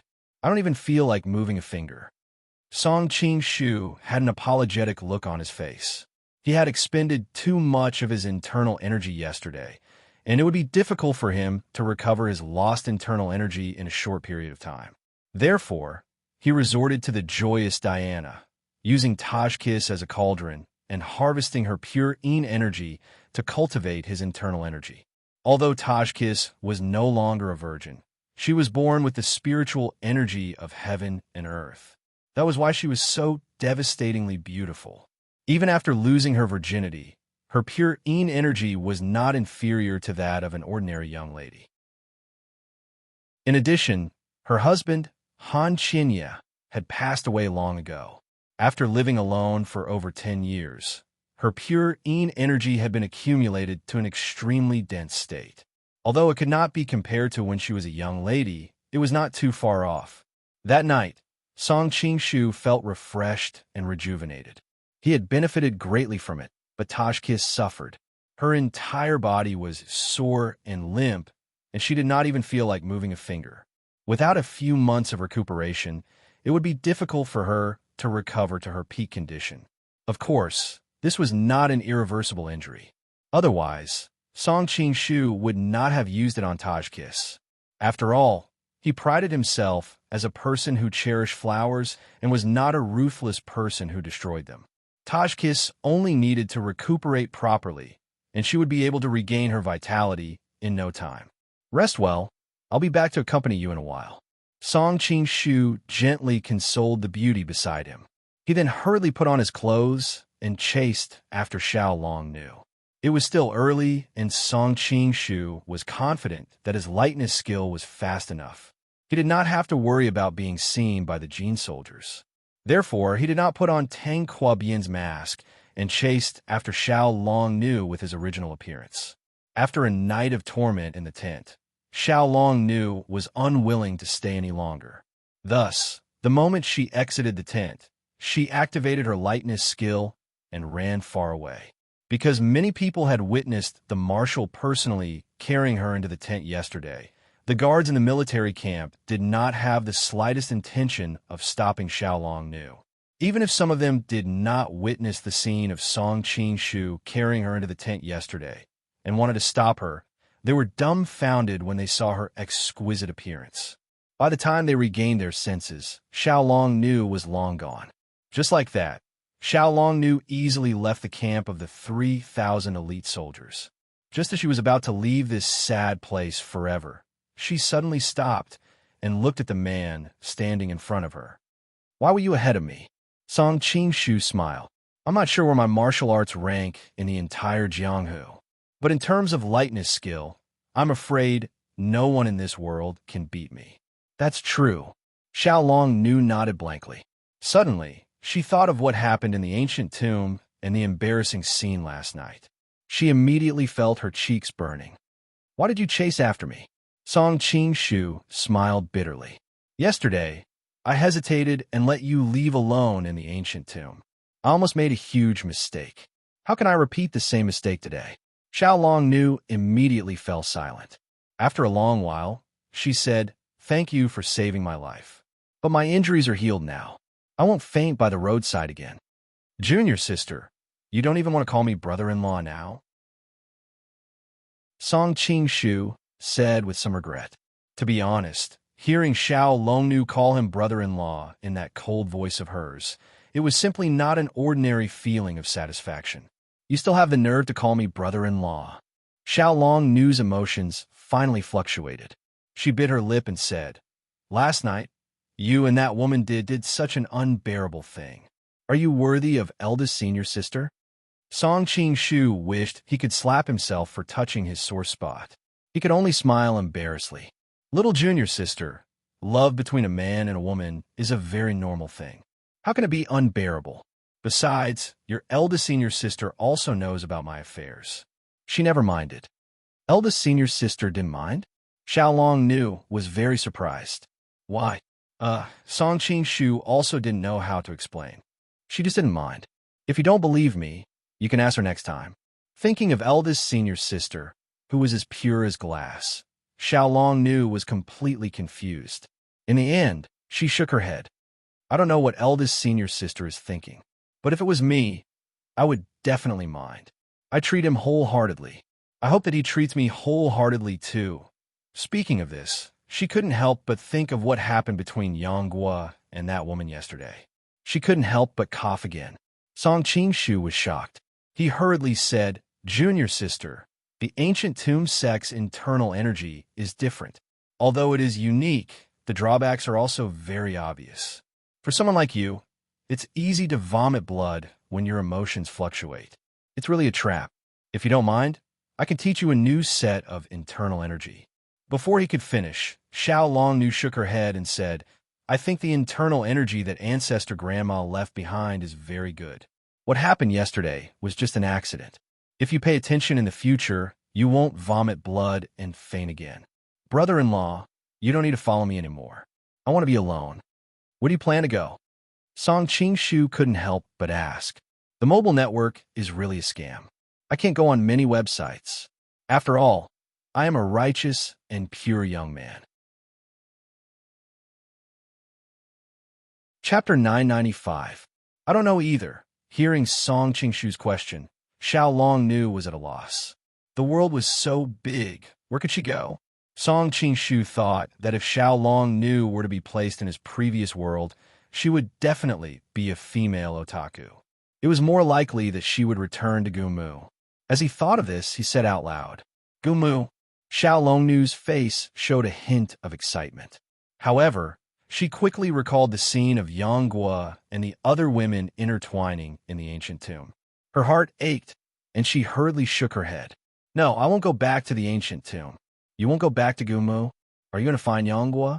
Song Qingshu asked tentatively. It had to be said that he had played a trick. He was worried that Xiao Long Nu would be trapped by love and eventually go find Yonggua. So he asked this question on purpose. Where? Xiao Long Nu shook her head. Her face showed a hint of bitterness. He and that woman are together. They're very happy. How could I get involved? Seeing Song Qingshu's lips move, Xiao Long Nu stopped him. Brother-in-law, don't ask me anymore. I don't know where I'm going. I just want to walk around and see the scenery. Maybe I'll feel better. After saying this, she turned around and left. Song Qingshu's body swayed, but in the end, he didn't take a step forward. Xiao Long Nu had suffered a series of setbacks. It would be good to let her go out and relax. After all, her internal injuries had already healed. She wouldn't go crazy and faint on the side of the road again. Plus, with her high level of martial arts, even if she met an expert like Jinlun Fuwang, she would be more than enough to protect herself. Suddenly, Song Qingshu's heart skipped a beat, and he was already in front of Xiao Long Nu, blocking her way. Brother-in-law, Xiao Long Nu frowned, looking displeased. I'm not here to pester you. I just want to give you something. Song Qingshu handed her a yellow ball the size of a pigeon's egg. Junior sister, although your martial arts are high, you don't have enough experience in Jianghu. If you run into some bad people who use dirty tricks on you, you'll be in trouble. Take this rhinoceros earthly dragon pill with you. Don't be fooled by its dark color. It doesn't look very eye-catching, but it was obtained from the body of a strange beast in the western region. It was refined by the western poison Ouyang Feng with all kinds of natural treasures. If you wear it on your body, you will be immune to 100 poisons. Even poisonous snakes and insects will keep a respectful distance from you. Take it with you, so that you won't be harmed by a treacherous villain like Zhao Zhijing. In the original novel, Xiao Long Nu was violated by Yin Jiping after Ouyang Feng sealed her acupuncture point. This had become a childhood trauma for many men.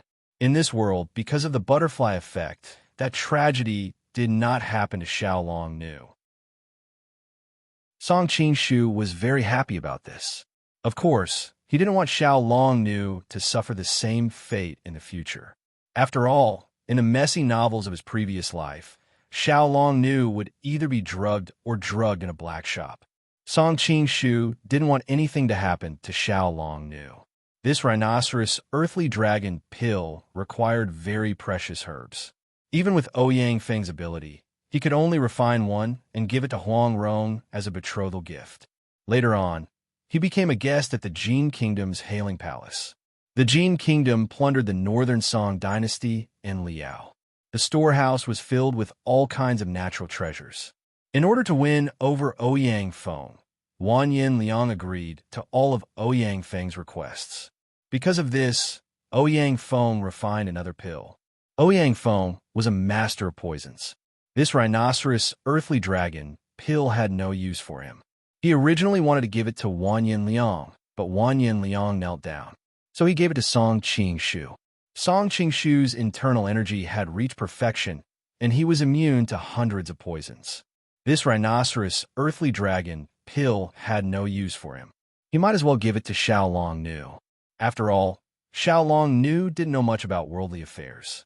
He didn't feel at ease with her. Xiao Long Nu was stunned. Before she could react, Song Qingshu had already stuffed the pill into her hands. Thank you. Xiao Long Nu said these two words with difficulty. The ancient tomb sect was isolated from the rest of the world. In the past, she didn't know how to say thank you. It wasn't until she traveled in Jianghu that she learned these words. Even so, Xiao Long Nu hadn't said a word of thanks to anyone yet. But Song Qingshu was different. He had saved her life many times and was so considerate of her. He even thought about the details that she herself had neglected. In this world, other than her master, Grandma's son, Ingwer, no one had ever treated her so well. No matter how cold Xiao Longnu's personality was, she couldn't help but feel a ripple in her heart. It was a pity that the things that happened between the two of them in the ancient tomb were a freak combination of factors. Her feelings of gratitude eventually turned into two words: thank you. Song Qingshu laughed. I'm already satisfied to hear the word of thanks from little apprentice sister. Xiao Longnu was amused by him and smiled. But when she thought of what he had done last night, the smile on her face disappeared. All right, I'm really leaving. Song Qingshu didn't stop her this time. He smiled. See you again. See you again. When Xiao Longnu left, she was conflicted. In fact, deep in her heart, she wanted to say that they would never meet again. But when she thought of how he had done so many things for her, she felt that it would be too heartless. But saying that they would meet again was not what she wanted. Until she disappeared from Song Qingshu's sight, she still couldn't think clearly. Luckily, she had a calm personality and put the matter aside after a while. When Song Qingshu returned to the commander's tent wearing Tang Kwa Bian's mask, Tadish subconsciously pulled the blanket over her chest. When she saw his face clearly, she heaved a sigh of relief. You've sent that little lover of yours away. Song Qingshu smiled awkwardly. What little lover? She's my little apprentice sister. Tadish curled her lips in disdain. Look at how nervous you are towards her. Anyone would know what you're thinking. A fair and graceful lady is a gentleman's desire. There's nothing to deny. Song Qingshu calmly admitted without any intention of defending himself. Tadish couldn't help but say sourly, when you bullied her, you used all kinds of dazzling methods like a demon. How could you pretend to be a gentleman in front of her? Last night was such a good opportunity. She was lying on the bed defenseless, but you didn't even touch her. Song Qingshu's heart was stirred by her coquettishness. As he took off his clothes, he walked over and giggled. Who asked you to be someone else's wife? You don't feel any pain when using her. I'm going to die. Tadish was infuriated. However, her rage was quickly extinguished by Song Qingshu's dragon claw. You wretch, why are you using that bearded face again? It's so ugly. I can't help it. There are too many eyes in the golden camp. It's best to be careful. Hurry up and take it off. It makes me feel like I'm being intimate with another man. Don't you find it exciting? You're such a jerk. After an unknown period of time, Tadish's coquettish, grumbling voice drifted out from under the blanket. We tossed and turned last night, and now we're back. Are you a wolf? No matter how I feed you, I can't get enough. Who asked your lamb to be so delicious?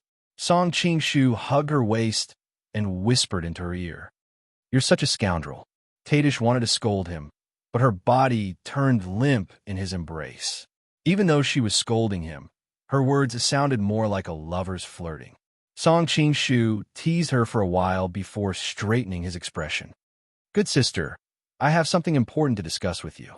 Hearing the words good sister, Tadish's heart skipped a beat. You can talk, but don't call me that. Song Qingshu was stunned. He immediately understood that it was because the first time she had been completely conquered, she had blurted out the same form of address. Therefore, every time she said the words good brother and good sister, she would be embarrassed. Song Qingshu dismissed it with a smile. You're one of the few who know the current situation in the Jin Imperial Court. You know that Wanyan Xian and Tang Quobian are both me in disguise. Tadish nodded. A worried look appeared on her face.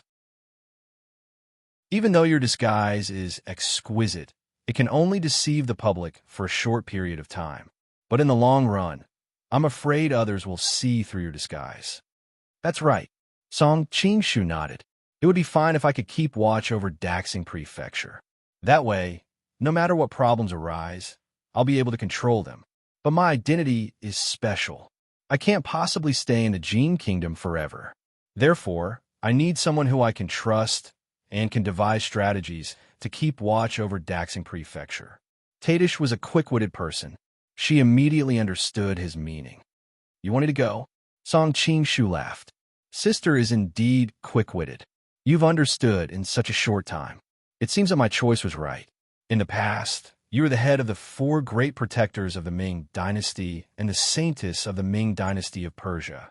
You snuck into the Jin kingdom to live in seclusion and became a princess. You're also known as the Golden Flower Granny. In terms of knowledge and experience, I'm afraid there aren't many women in the world who can compare to you. Don't flatter me, Tadish said with a straight face. Her heart was blooming with joy. During this period of time, Song Qingshu's demonic methods had shattered her former pride, and she had begun to give up on herself. Now that she heard that he had such a high evaluation of her, her face immediately regained its former glory as the purple-robed dragon queen. Is it because of this that you used all kinds of methods to conquer me? I admire your choice of words. Song Qingshu laughed. That's right. You're mature, wise, and far-sighted. You have the air of a great general. What's more, you're also skilled in the art of disguise. You're the best candidate for Wanyin Shui. Tadish suppressed the smile on her lips. She snorted. You trust me that much? You should know that the methods you used to obtain me were not honorable. Can't I grow jealous and thus betray you?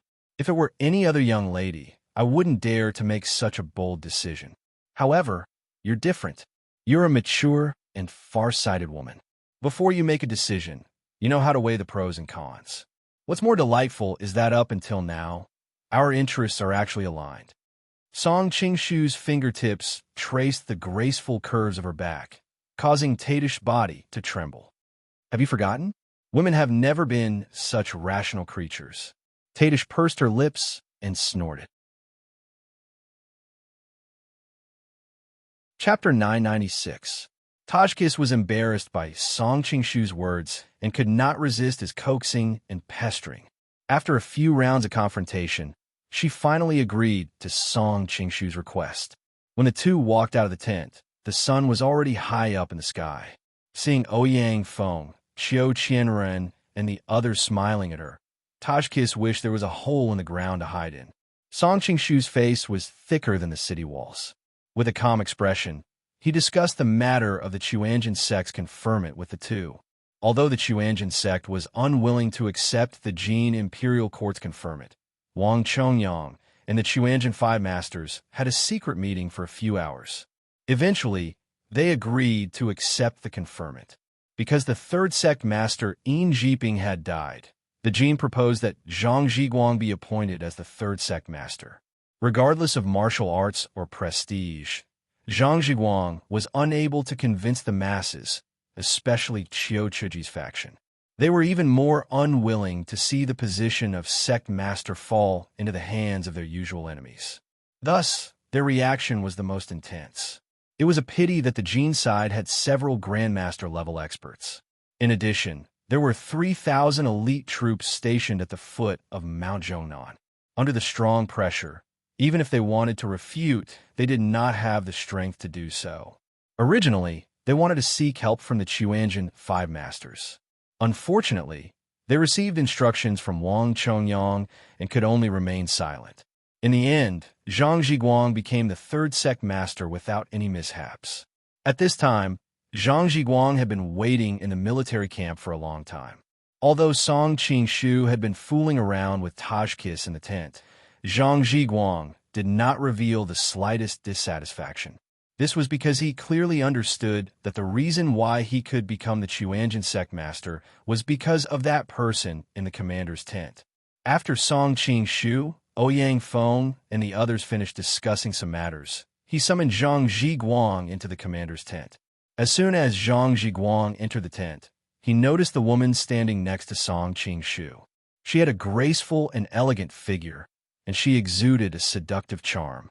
For some unknown reason, her face was flushed, making her already delicate and beautiful face even more alluring. Even though Zhang Zhiguang had cultivated for dozens of years, half of his body went limp with just a glance. He thought to himself, no wonder Yin Jiping would give up his bright future for a woman. No man could resist such a devastatingly beautiful woman. However, he knew his place and hurriedly lowered his eyes after a single glance. He respectfully bowed to Song Qingshu and said, "Greetings, Lord Marshal." Song Qingshu looked at the Taoist priest in front of him with a faint smile. You're quite sensible. Since we're both smart people, I won't talk nonsense with you. Do you know why I supported a person like you, who has no prestige, and whose martial arts cannot be considered among the best in the entire Chuanjin sect, to be the sect leader? Zhang Zhiguang hesitated and replied uncertainly. Is it because I supported accepting the imperial edict? Song Qingshu shook his head. That's not the main reason. Please enlighten me, Marshal. Zhang Zhiguang bowed again. Song Qingshu was very satisfied with his respectful attitude. He then said, there are many people in the Chuanjin sect who are not willing to accept the imperial edict. If I had chosen someone else, it would be hard to guarantee that they wouldn't go against my wishes. But you don't have this problem. I chose you because you don't have enough prestige and your martial arts are not good enough. After you become the sect leader, the rest of the Chuanjin sect will not accept you. In order to stabilize your position, you can only hold onto my leg. Zhang Zhiguang heard this and broke out in a cold sweat.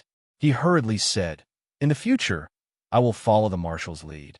Song Qingshu secretly disliked Zhang Zhiguang's character, but at specific times he needed this kind of person. It's good that you have this kind of awareness. But there are some ugly words that I have to say first. I supported you not to let you be a decoration. If you can't effectively control the Chuanjin sect, what use do I have for you? Zhang Zhiguang frowned. But Marshal Uncle Chio's faction has many disciples, and they are very powerful. They have never been on good terms with me. I'm afraid. Song Qingshu waved his hand and interrupted him. That's something you should think about. Zhang Zhiguang gritted his teeth and replied, that's right. I will think of a way, but I might need the marshal to provide me with some help. Song Qingshu secretly nodded. Although this person's character was not good, his ability was not bad. He knew how to borrow strength to fight. Tell me, if it's not too excessive, I can consider it. Zhang Zhiguang thought for a moment and said, I want the marshal to leave behind an expert to hold the line for me. And then Song Qingshu laughed. That's fine. I will let the Iron Palm Drifter, Chief Chio, stay here for a while. As for the rest, it will depend on your performance. Zhang Zhiguang was immediately overjoyed. Thank you, Marshal. Watching Zhang Zhiguang's departing figure, Tadish said with a complicated expression, I didn't expect the leader of the world's greatest sect to be ordered around by you like a dog. Song Qingshu reached out and wrapped his arm around her soft waist. What? Aren't you happy to see your man so impressive? Tadish pushed him away and said, don't be so smug. I'm just lamenting that the Chuanjin sect is getting worse with each generation. Song Qingshu nodded in agreement. Indeed, it's getting worse with each generation. After receiving Zhang Zhiguang, Song Qingshu went to the military camp to summon the accompanying generals for a meeting. He announced that he would travel light and take a few bodyguards with high martial arts skills to Yangzhou to pay a visit to Jiangxia Admiral Li Keqiu. The rest of the generals would lead the main force back to Daxing Prefecture. In addition, they would be responsible for escorting the Chuanjin Five Masters back to the capital to preach to the princes. Whether it was escorting or preaching, it was all in name. In fact, both sides knew that in reality, the Chuanjin Five Masters would be held hostage at Daxing Prefecture. If the Chuanjin sect really submitted to the Jin Imperial Court in the future, the Chuanjin Five Masters would naturally be worshipped like immortals in Daxing Prefecture. If the Chuanjin sect dared to have other ideas, the Chuanjin Five Masters' lives would be in danger. Of course, all of this was because Wang Chongyang had obtained Song Qingshu's promise that he would guarantee the Chuanjin Five Masters' lives no matter what. He only wanted them to go to Daxing Prefecture to put on a show and shut the mouths of Song Qingshu's political enemies in the Jin Imperial Court. During the course of the meeting, many people raised the issue of Song Qingshu's safety on this trip to Yangzhou. But Pucha Qiuzhao immediately stood up to prove that there was absolutely no issue of safety. What a joke! Wang Chongyang, who was able to defeat the Five Masters of the Central Plains and the legendary world's #1 master, who in this world could possibly hurt him? Then, Song Qingshu used the reason that now that the Jin and Qing were allies, there was no need to make a big fuss about it, lest it affect the diplomatic relations between the two countries. thus dispelling everyone's doubts. Finally, the generals proposed to hold a grand banquet to commemorate Song Qingshu's departure. As for the prohibition of alcohol in the military camp, that was only a rule. Rules were dead, but people were alive. Now that Song Qingshu had disguised himself as Tang Quobian, the Minister of Defense and the Commander-in-Chief, he was a person who stood above tens of thousands of people in the Jin Kingdom. At the same time, he was also a new official. All the generals looked forward to fawning on him. Who would care about the issue of alcohol? Song Qingshu also had the intention to mingle with these middle-level officers and naturally would not let them down. At the banquet, a group of people took turns to toast Song Qingshu. Relying on his profound internal energy, Song Qingshu did not refuse anyone. The atmosphere was extremely lively. Pucha Qiucao, on the other hand, was dejected because of what happened in the ancient tomb. How could she be interested in fooling around with this group of men? After a few social engagements, she took her leave. Not long after she came out of the tent, she was intercepted by Tadish. "What are you trying to do?" Pucha Qiucao looked at the other party with a guarded expression. Even though she did not have a good impression of this woman, she had to admit that the woman before her was a dazzling beauty. Her peerless elegance was not the slightest bit inferior to that of Xiao Longnu, who had stunned all the men in the Three Pristines Palace yesterday.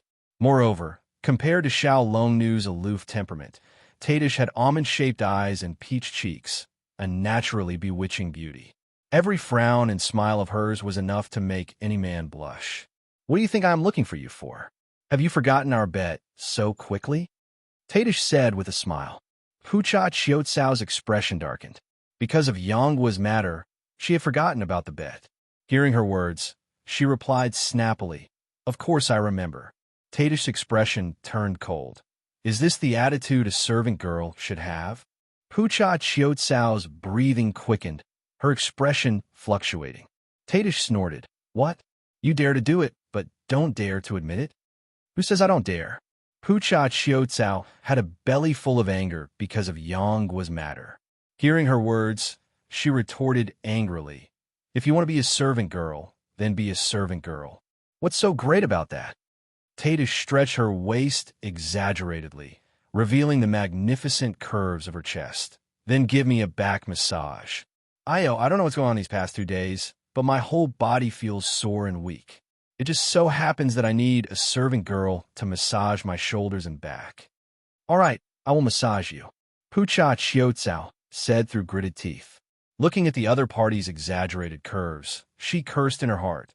This vixen sure has a lot of capital. No wonder she was able to seduce Tang Quobian into tormenting her in the commander's tent for an entire day and night. Now that the entire camp knows about it, it would be strange if her back isn't sore. Tadish, however, dodged to the side, causing Pucha Qiucao's ill-intentioned fingers to miss. "Is there a servant girl who massages her master's back in public?" Pucha Qiucao frowned. "Then where do you want to go?"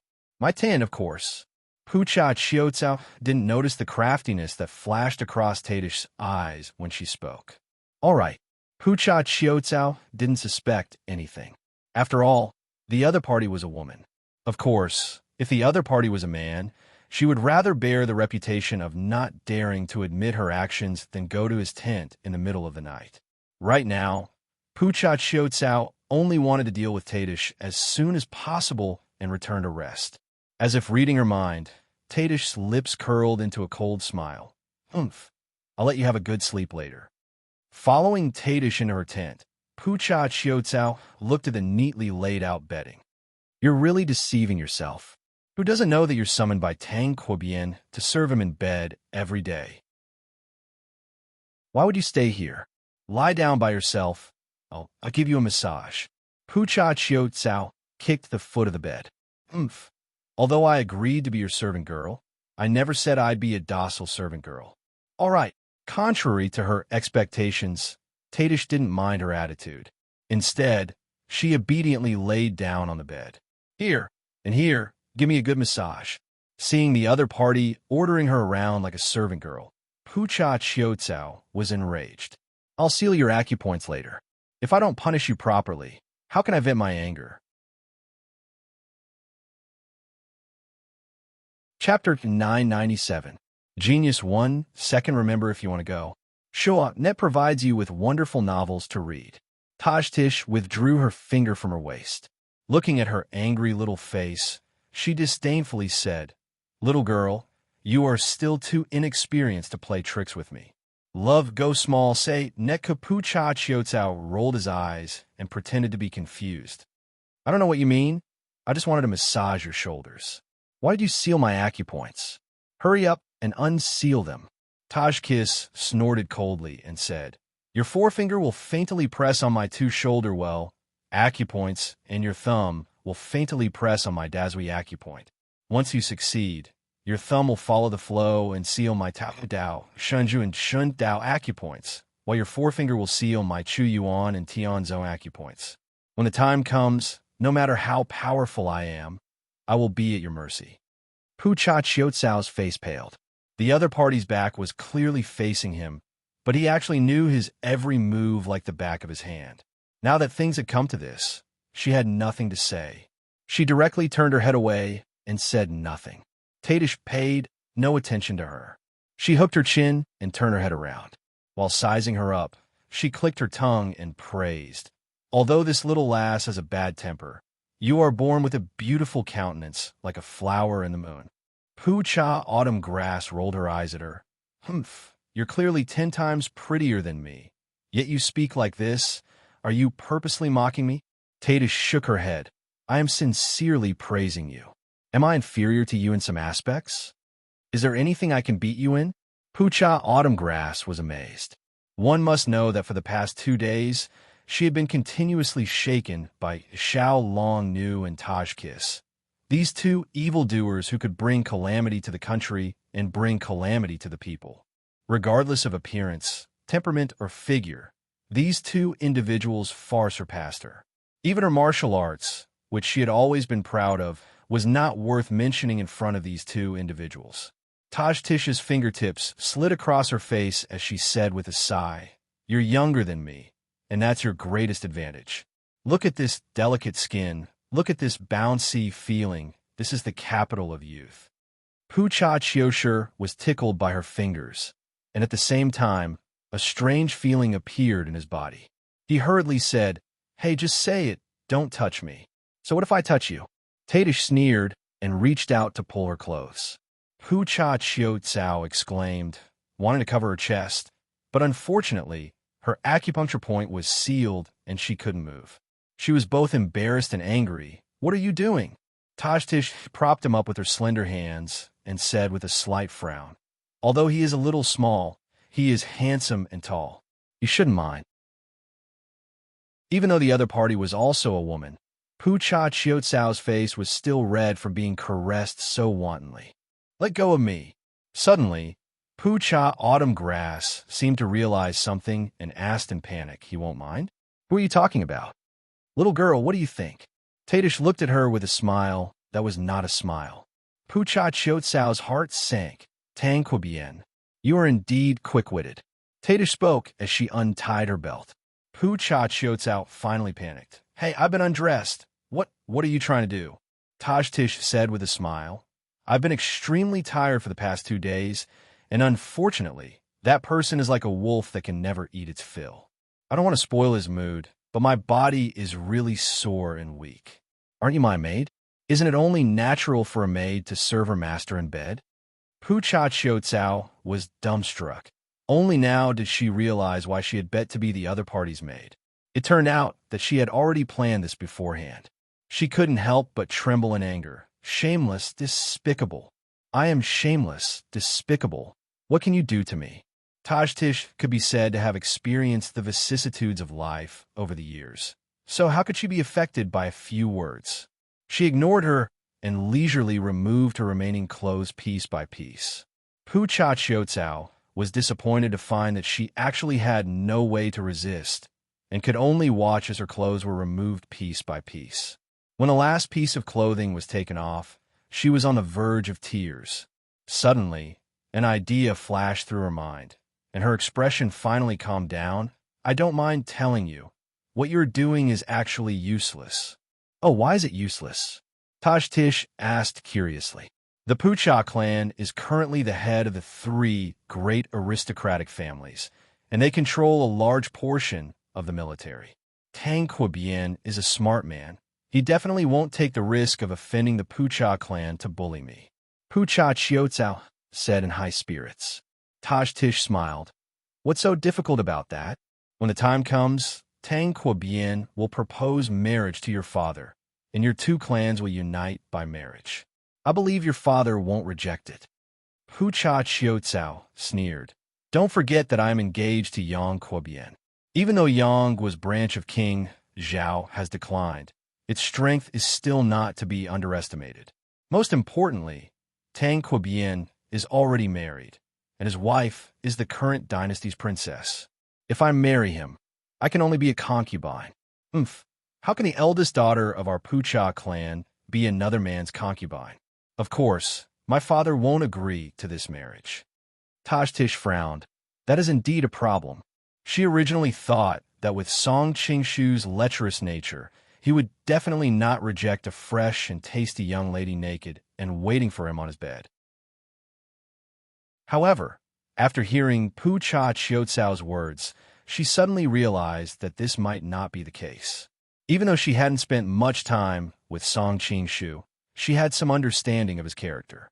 It was true that he was lecherous, but he would never let his lecherous nature affect his business.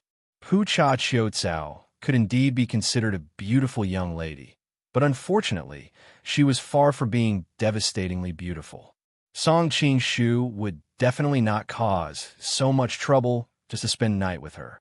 That's easy. Tish suddenly had a flash of inspiration and thought of an excellent solution.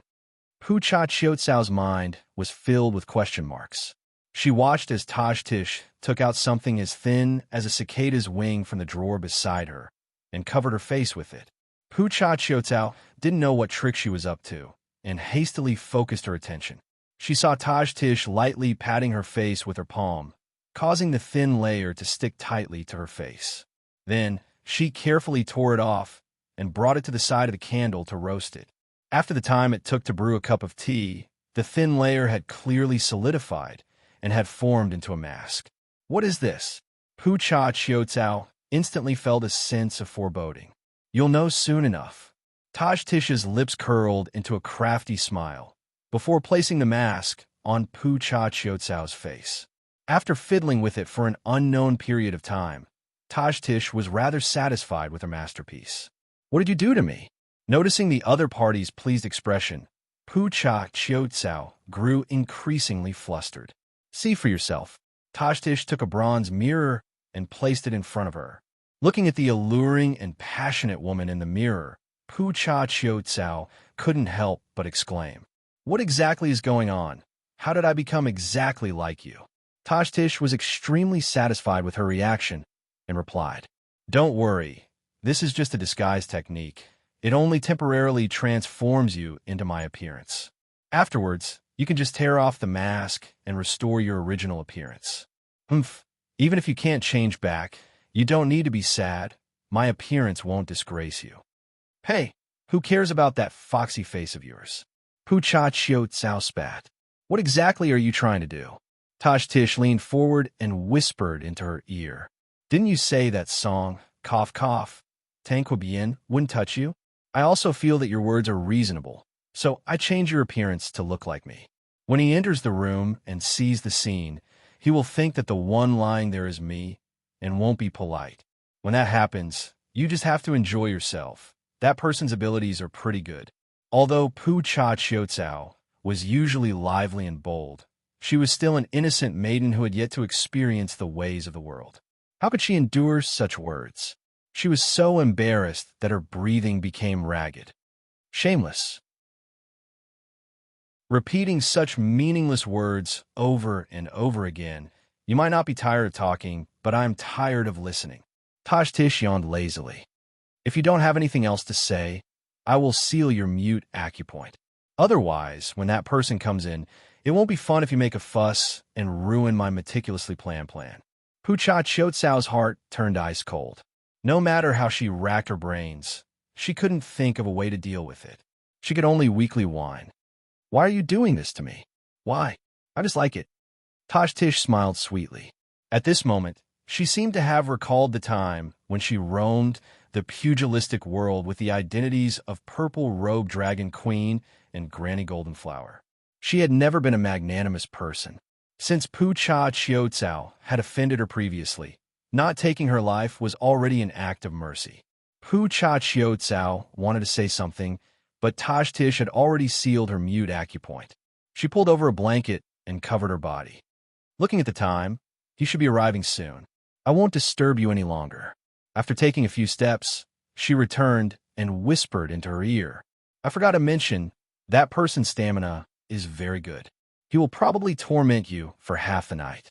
Moreover, that person thinks that you are me and doesn't know that you are actually a young maiden. I'm afraid he won't have tender and protective feelings for you. You better be mentally prepared. Finishing her words, she left with a pleased smile, leaving Pu Cha Chiao Tsao lying there with a pale complexion. Why is it like this? Why is it like this? Pu Cha Chiao Tsao lay on the bed, her eyes staring blankly at the top of the tent. Thinking of what was about to happen, she fell into despair. She had never had any feelings for the bearded Tang Kuobian. At most, she admired his martial arts. But she didn't expect that the young maiden's body that she had treasured for more than 10 years was about to be taken away by him. Ever since she could remember, she knew that she had a fiancé from her father's generation. Originally, she was extremely opposed to this marriage until she saw Yanghua at the coming-of-age ceremony. She didn't know why, but she was attracted to him at first glance. She had a strong urge to marry no one else but him in this lifetime. Thus, she changed her previous opposing attitude and began to look forward to this marriage. Although Yang's attitude was very cold, she still had great confidence in the future. What had happened in the ancient tomb a few days ago had made her so happy that she almost fainted. It had all come so dreamily, so unreal. Her only regret was that Yanghua had done it in advance. She didn't think much of it before, but now, Pu Cha Chiao Tsao even began to resent Yanghua. If Yanghua hadn't been so excited at the time, she would have had a perfect first time. Even if Tang Kuobian violated her later, it wouldn't be a big deal. After all, she was born in the grasslands, where the concept of chastity was not as strict as that of the Han people. But if her first time was taken by Tang Kuobian, she couldn't accept it no matter what. Just as her heart was in a mess, heavy footsteps suddenly came from outside the tent. She immediately shivered. P.S. For the past few days, the child at home had been running a high fever. The highest temperature was 41 degrees Celsius. He had to go to the emergency room 3 times, and the whole family took turns to lower the child's temperature through the night. She could only sigh. Only parents knew how difficult it was to be a parent. Chapter 998. Genius in 1 Second. Remember, love, go away. Novel Network, providing you with exciting novel reading. The military officers took turns to flatter him. Even with his profound cultivation, Song Qing-shu still drank himself into a daze. When the banquet ended, he staggered over to find Tadish. At the same time, he was puzzled as to why he insisted on visiting her tent. However, recalling the ambiguous and envious gazes of those high-ranking officers, Song Qing-shu thought that perhaps Tish had heard some gossips in the camp and was too embarrassed to look for him in the commander's tent. As he staggered towards Tadish's tent, Song Qing-shu suddenly felt a long-lost feeling of stealing a woman's fragrance. He couldn't help but sigh in admiration at how this woman, Tadish, was truly a torturous little vixen. Not only did she possess a devastatingly beautiful face, she also knew how to arouse a man's interest. Since he was going to steal a woman, the more secretive it was, the better. Song Qing-shu waved his hand to signal the guards behind him to leave. In any case, with his martial arts, even if he was drunk, not many people would be able to hurt him. Presently, Pucha Autumn Grass, who was lying in her tent, had her heart in her throat. She was racking her brains on how to remind Tang Kuobian not to bed the wrong woman. But no matter how she thought about it, She dejectedly realized that she had no idea at all. That hateful woman, Tajtish, stripped her naked, sealed all the acupoints in her body, and even changed her appearance. Unless Tang Quabien was omniscient, how could he possibly know that she was Pucha Qzao? Of course, if he was observant, he would be able to detect something amiss when he was intimate with her. After all, her young and inexperienced body was clearly different from Tatish's mature and graceful body. But what would be the point at that time? While Pucha Autumn Grass was filled with apprehension, Song Qingshu finally lifted the tense curtain and entered. Seeing the woman lying on the bed, he couldn't help but grumble. Why did you sleep so early? A glimmer of hope rose in Pucha Autumn Grass's heart. As long as he noticed the abnormality, he might be able to discover her true identity. However, the hope that had just risen in her was instantly shattered, because Song Qingshu immediately said another sentence. Probably because you've been tormented by me for the past 2 days, your body is tired. Walking to the bedside, Song Qingshu gazed upon the tranquil, sleeping face of the beauty. A trace of tenderness arose in his heart. Indeed, Tatish had been overworked for the past few days. Since that was the case, it would be good for her to have a good rest. Therefore, he wouldn't do anything to her today. Casually stripping off his clothes, he crawled into bed. Initially, he intended to hug Tatish and sleep for the entire night. In the end, when he crawled into bed, his eyes widened. The woman within the bed was completely naked, as though she was sending out a silent invitation. Pucha Autumn Grass's heart thumped wildly. Thinking about how her pure and clean body was being hugged by another man, she really wanted to kill him. Love go small, say Netko. However, she understood that Tang Qua couldn't be blamed for this matter. It was all caused by that vicious woman, Tatish.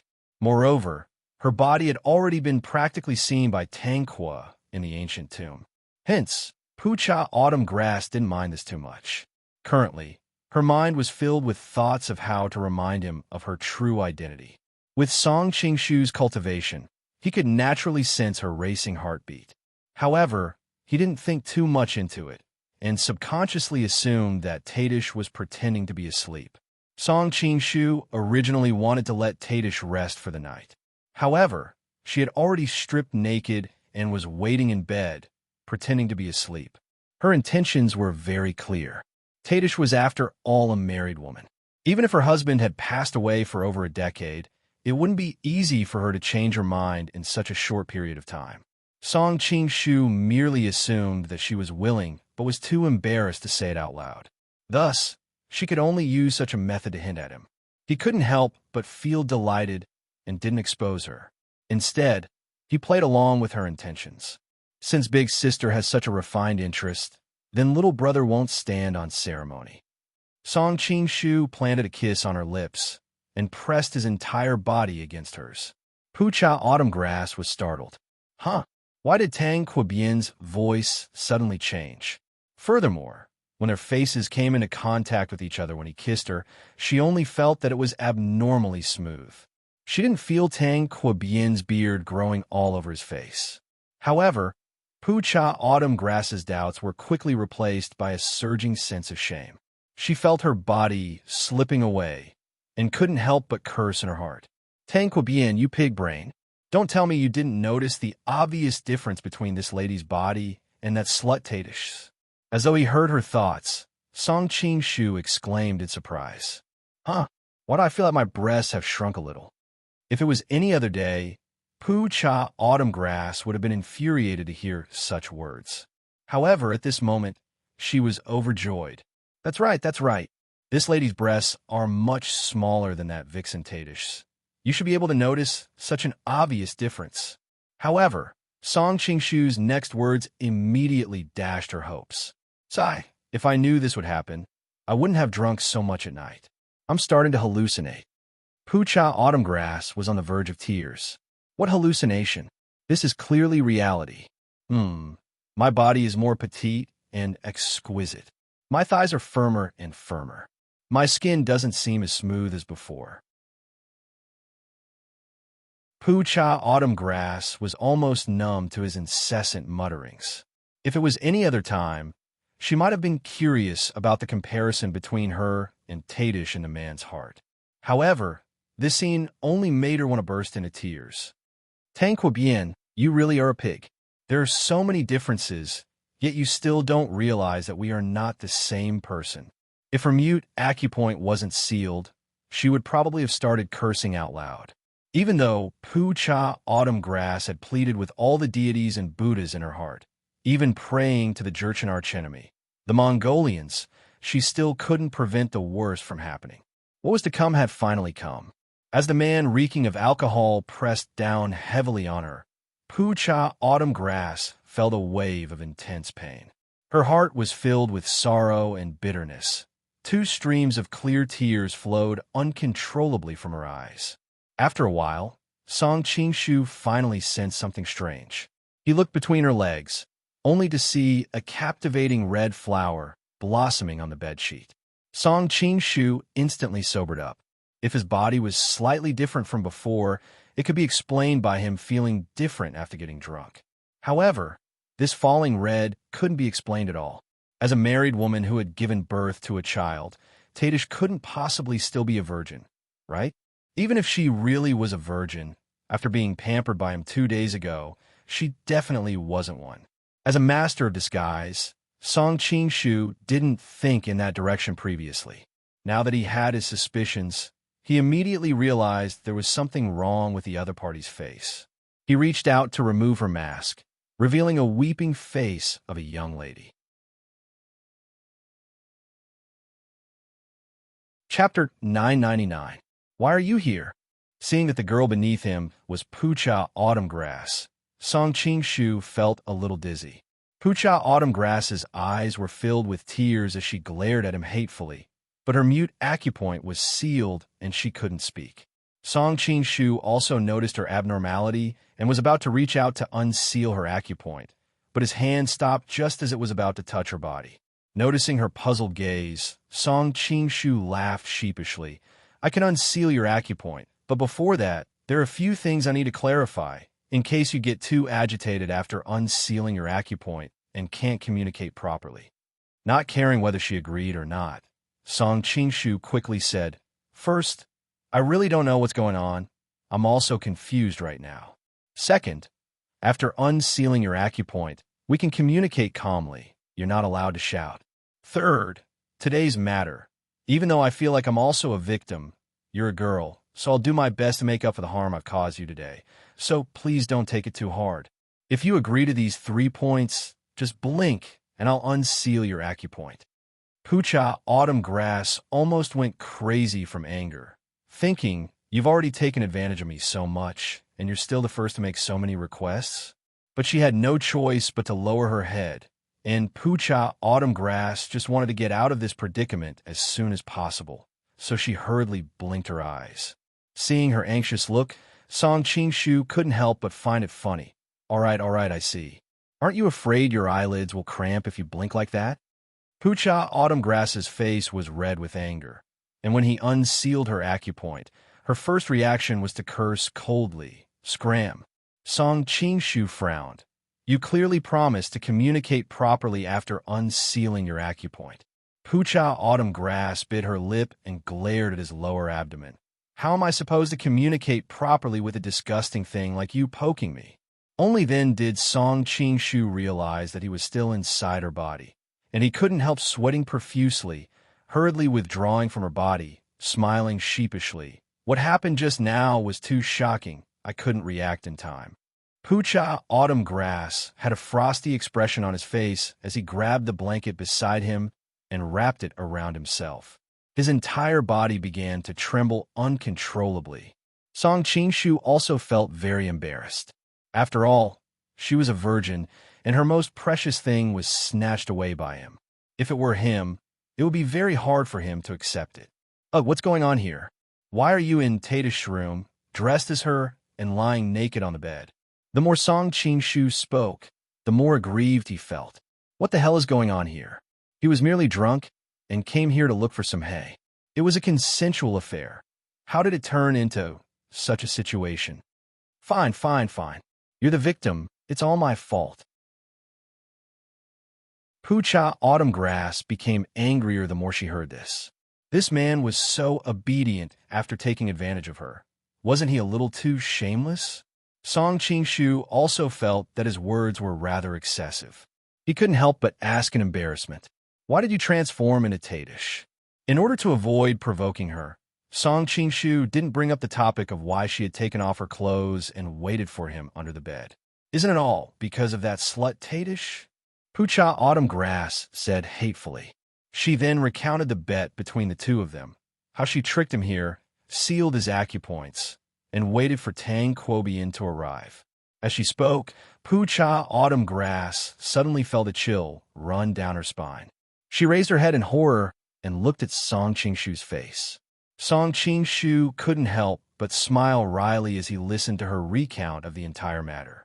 Tadish was as docile as a little white rabbit in front of him, but he had forgotten that regardless of whether it was Violet Dragon Queen or Granny Golden Flower, they were both vicious and merciless. Seeing that Poocha Qzeo had suddenly stopped talking and was looking at him in shock, Song Qingshu couldn't help but be stunned. "What's wrong? Your face. Who are you?" Poocha Autumn Grass said with a trembling voice. Song Qingshu subconsciously touched his face, and his expression changed. He thought that the person in the tent was Tadish. Moreover, Tadish didn't like him using Tang Quobian's appearance to be intimate with her, so he casually took off his mask. What happened next was too sudden and surprising. Song Qingshu was not the only one who had forgotten about it. Even Poocha Autumn Grass took a long time to realize that he was speaking in Tang Quobian's voice, but his appearance had changed. This gave Song Qingshu a headache. Now that this secret was known by Poocha Autumn Grass, his plans in the Jin Kingdom would most likely fall short at the last step. Poocha Autumn Grass was an intelligent person. After her initial doubts, she quickly realized that if Tadish could disguise herself as her, then this person could also disguise as Tang Quobian. Thinking that the most powerful person in the Jin Kingdom's imperial court was actually someone else in disguise, Poocha Autumn Grass immediately shuddered. "I'm leaving first." Poocha Autumn Grass wrapped the blanket around herself and ran out of the tent without even putting on her clothes. Right now, she only had one thought in her mind. That was to leave this place as soon as possible and immediately gather all the military officers to expose this matter. But just as she reached the entrance, she bumped into a sturdy chest. Poocha Autumn Grass raised her head and saw that it was Song Qingshu blocking the entrance. "How did he get in front of me?" Poocha Autumn Grass couldn't help but be startled. She quickly recalled the martial arts that he had displayed in Chongyang Palace. Her previous doubts finally cleared up. No wonder Tang Quobian didn't reveal his skills in the past, and she had never heard of him being a martial arts expert. It turned out that they were completely different people. "Miss Autumn Grass, where are you going?" Song Qingshu asked with a smile that didn't seem like a smile. Even though the man in front of her was handsome and had a beautiful smile, in Poocha Autumn Grass's eyes, he was no different from a demon. She trembled as she replied, I just want to go back to take a bath and change my clothes." "Is that so?" Song Qingshu chuckled, seeing that she was obviously scared to death, but still pretended that nothing had happened. He admired her calmness. Song Qingshu was silent for a moment, then said, "Miss Autumn Grass, we are both smart people. A straightforward person doesn't resort to insinuations. Since you've discovered my secret, I can't just let you go like this." "I won't tell anyone," Poocha Autumn Grass said with a trembling voice. At this time, losing her virginity was no longer important. Song Qingshu immediately laughed. "Do you think I'll believe such a promise without any guarantees? Then what do you want to do?" Poocha Autumn Grass's voice trembled. The words "kill" to silence the witness appeared in her mind.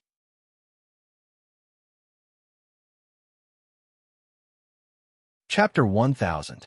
Even though Poocha Autumn Grass was currently trembling with fear, she was still angered to the point her face turned red. Shameless. Song Qingshu was startled for a moment, and then cried out that he had been wronged. "I swear to God, I just feel that it's inconvenient for you to go out naked and wrapped in a blanket. That's why I suggested we go back to bed to discuss it. It's not what you think." Of course, Song Qing-shu also realized that his words just now were full of ambiguity. It was all because it happened too suddenly, and because he drank too much at the banquet. His reaction was half a beat slower than usual. But to Pucha Qiuzao, that was not the case.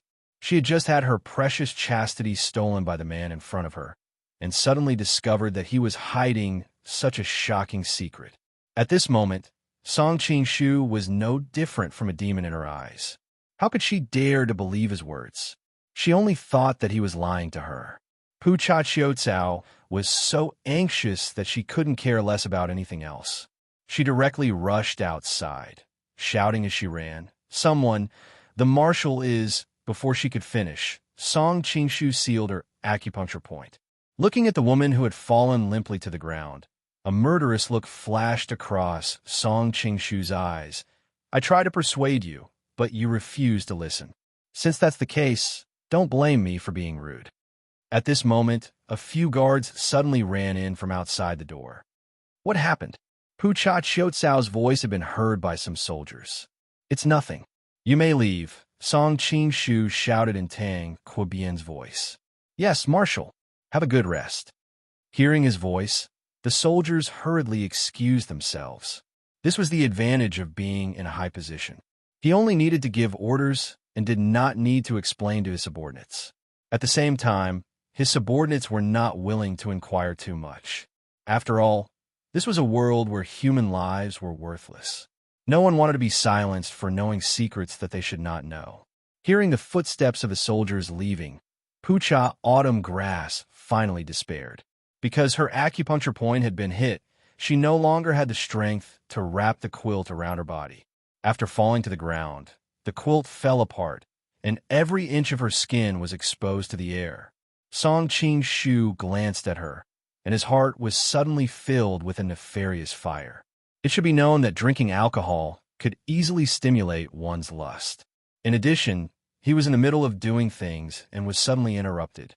Now that he was stimulated by the other party's behavior, he knew that today's matter could no longer be resolved peacefully. Song Qing-shu had always been open-minded. Seeing that there was no way to be kind, he might as well be a villain to the end and enjoy himself first. As for how to deal with the aftermath, maybe he would get some inspiration during the process of enjoying himself later. Noticing the change in Song Qing-shu's gaze, a woman's sensitive nature let her know what was about to happen, and she immediately panicked. "What do you want?" Unfortunately, her acupoints were sealed, so her words could only turn into a silent scream. Song Qing-shu bent down, picked her up by the knees with one hand, and carried her back to the bed they were on earlier. After placing Pucha Autumn Grass on the bed, Song Qing-shu noticed her expression and asked, "Do you have something to say?" Pucha Autumn Grass blinked frantically. "Don't say I didn't warn you. If you continue to scream after your acupoints are unsealed, the consequences will be very serious," Song Qing-shu said coldly. Pucha Autumn Grass blinked again, and only then did Song Qing-shu unseal her acupoints. "What do you want?" After her acupoints were unsealed, Pucha Autumn Grass did not scream, nor did she do anything too extreme. It wasn't that she was really that obedient, but what had just happened made her understand that even if she screamed, it would be useless. With the other party's martial ability, he could instantly seal her acupoints. Instead of being unable to speak, she might as well feign civility with him. Who knows, there might even be a chance to turn things around. "Let's continue what we weren't doing," Song Qing-shu answered confidently. Pucha Autumn Grass was stunned at first, then her neck turned red. She was stunned by the other party's shamelessness, and for a moment, she didn't know how to react. When a man's weight pressed down on her again, she finally reacted and hurriedly reached out to push him away. Song Qing-shu said coldly, "A woman's strength has always been weaker than a man's, not to mention that my martial arts are far superior to yours.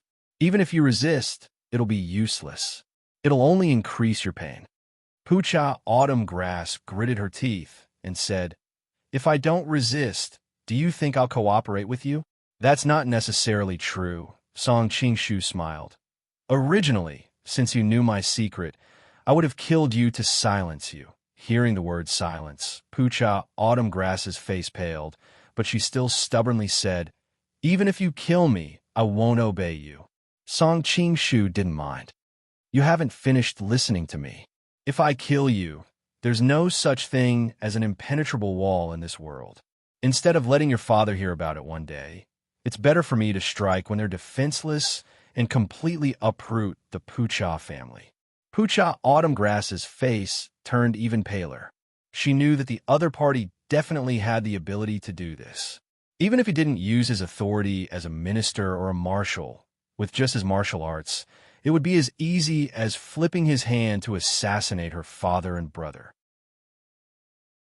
Song Qingshu then changed the topic. "But if your attitude is good enough, we can try to come up with a solution that satisfies both sides. That way, the Pucha family will be able to avoid this calamity. Have you thought it through now?" Song Qingshu asked in a deep voice. Pucha Autumn Grass bit her lip, her expression fluctuating, but in the end, she nodded helplessly. When Song Qingshu pressed down on her again, Pucha Autumn Grass reached out and pressed against his chest, asking in a low voice, "Who are you? I don't want to be so muddle-headed that I don't even know who took my first time." "The Golden Snake King, Song Qingshu." Hearing his answer, Pucha Autumn Grass's face showed surprise and relief, and she withdrew her hand from his chest, tears flowing down the corners of her eyes at the same time. "Brother Yang, I'm sorry." After an unknown amount of time, Song Qingshu finally crawled up in satisfaction. As Pucha Autumn Grass buttoned up her clothes, she asked coldly, "Have you thought about how you're going to deal with me?" Although her tone was calm, the remaining redness on her skin and the trembling in her voice showed that both her body and mind were not at peace. "Look into my eyes." Song Qingshu's voice seemed to carry a trace of magical power. Pucha Autumn Grass subconsciously looked at him, but the moment her eyes met his, she could no longer look away. Gradually, her buttoning hands also drooped down powerlessly. "Go back and rest now. When you wake up tomorrow morning, you'll forget everything that happened today." Hearing that ethereal voice, Pucha Autumn Grass nodded mechanically, then turned and left, finally disappearing through the door. Chapter 1001. How did you know I was outside? After Tadish entered, she asked coyly due to her guilty conscience. Song Qingshu glared at her fiercely and snappily replied, "Firstly, Pucha Qiucao was disguised as you. Other than you, who else would do such a senseless thing? Secondly, you must be extremely satisfied with this masterpiece. How could you not be curious and observe the development of the situation? Thirdly, with my martial arts, it wasn't difficult for me to sense that you were hiding outside." "Oh," Tadish purposely dragged out her words. "So you already knew I was outside. Yet, you didn't make a sound and purposely let me eavesdrop on you to satisfy some indescribable fetish deep within your heart." Song Qingshu's face heated up as he angrily retorted, "We are discussing your problem here. Stop trying to evade the topic." "Is there a problem with me?" The corners of Tadish's mouth curled into a charming arc. "You should be thanking me for allowing you to enjoy such a beautiful young lady without having to bear any moral pressure. Thank your sister." Song Qingshu was enraged. "Is Pucha Qiucao an ordinary young lady? Her father is in charge of nearly half of the imperial guards in Daxing Prefecture. If this matter isn't handled properly, it will incite a war between our two families. Have you not thought of the consequences?" "Of course I have. I have even prepared a solution for the aftermath for you." Tadish replied indifferently. "Oh." Song Qingshu looked at her in astonishment. "How do you intend to deal with the aftermath?" "How else can I deal with the aftermath? I'll just kill her and end all troubles once and for all. Then, I'll find a place to bury her and announce to the public that she has gone to look for her fiancé. As for the issue of it never happening again, the martial world is so vast. Isn't it normal to bump into bandits and scammers?" Tadish replied in her usual tone. Song Qingshu broke out in cold sweat. The mouth of a green bamboo snake and the stinger of a wasp. Both are not poisonous, but the most poisonous is a woman's heart. The ancients were not deceiving me. This woman was truly ruthless. It was no wonder why so many people in his previous life had commented that Tadish had a cold personality. She would only treat those she cared about well, completely disregarding the lives and deaths of others. It's just that I didn't expect you to use an even better method to deal with it. As she spoke, a trace of fear appeared on her face. She had clearly seen Pu Cha Kuzeo's appearance when he left, and when she thought of how Song Qing-shu actually had such an ability, she couldn't help but feel a lingering fear. That's the soul-shifting technique recorded in the Nining manual. You don't have to be so surprised. Song Qing-shu could roughly guess what she was thinking when he saw her expression. As long as you're obedient in the future, I won't use it on you. Of course. Tadish hastily agreed. At present, Song Qing-shu's image in her heart was similar to that of the revered Ming, simply omnipotent. She thought that since she couldn't resist him, she might as well obediently submit to him, lest she become a walking corpse after her soul was transferred. Song Qing-shu could tell that Tadish had misunderstood the soul-shifting technique, but he was happy to see such misunderstandings. Thus, he didn't explain further. On the second day, the sun shone into the tent. Pu Cha Kuzeo slowly opened her eyes, feeling incomparably sore and weak all over. She blankly sat up, and her face suddenly flushed red. She couldn't help but spit out, "Pei, why would I have that kind of dream and even argue with Tranquil?"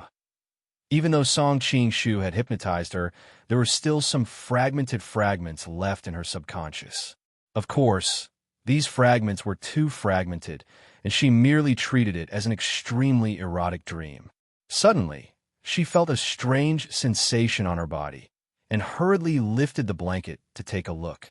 She discovered a large, sticky patch between her legs, and her cheeks flushed even redder. "I'm going to die. I'm going to die." It hadn't been long since her coming-of-age ceremony, and she had no experience in this area. Even though she felt a little strange, she only treated it as a result of that kind of dream she had last night. She was so embarrassed that she immediately threw away her clothes and changed into a brand new set of clothes. However, when she got off the bed, she suddenly staggered. Fortunately, she quickly grabbed onto the edge of the bed to prevent herself from falling.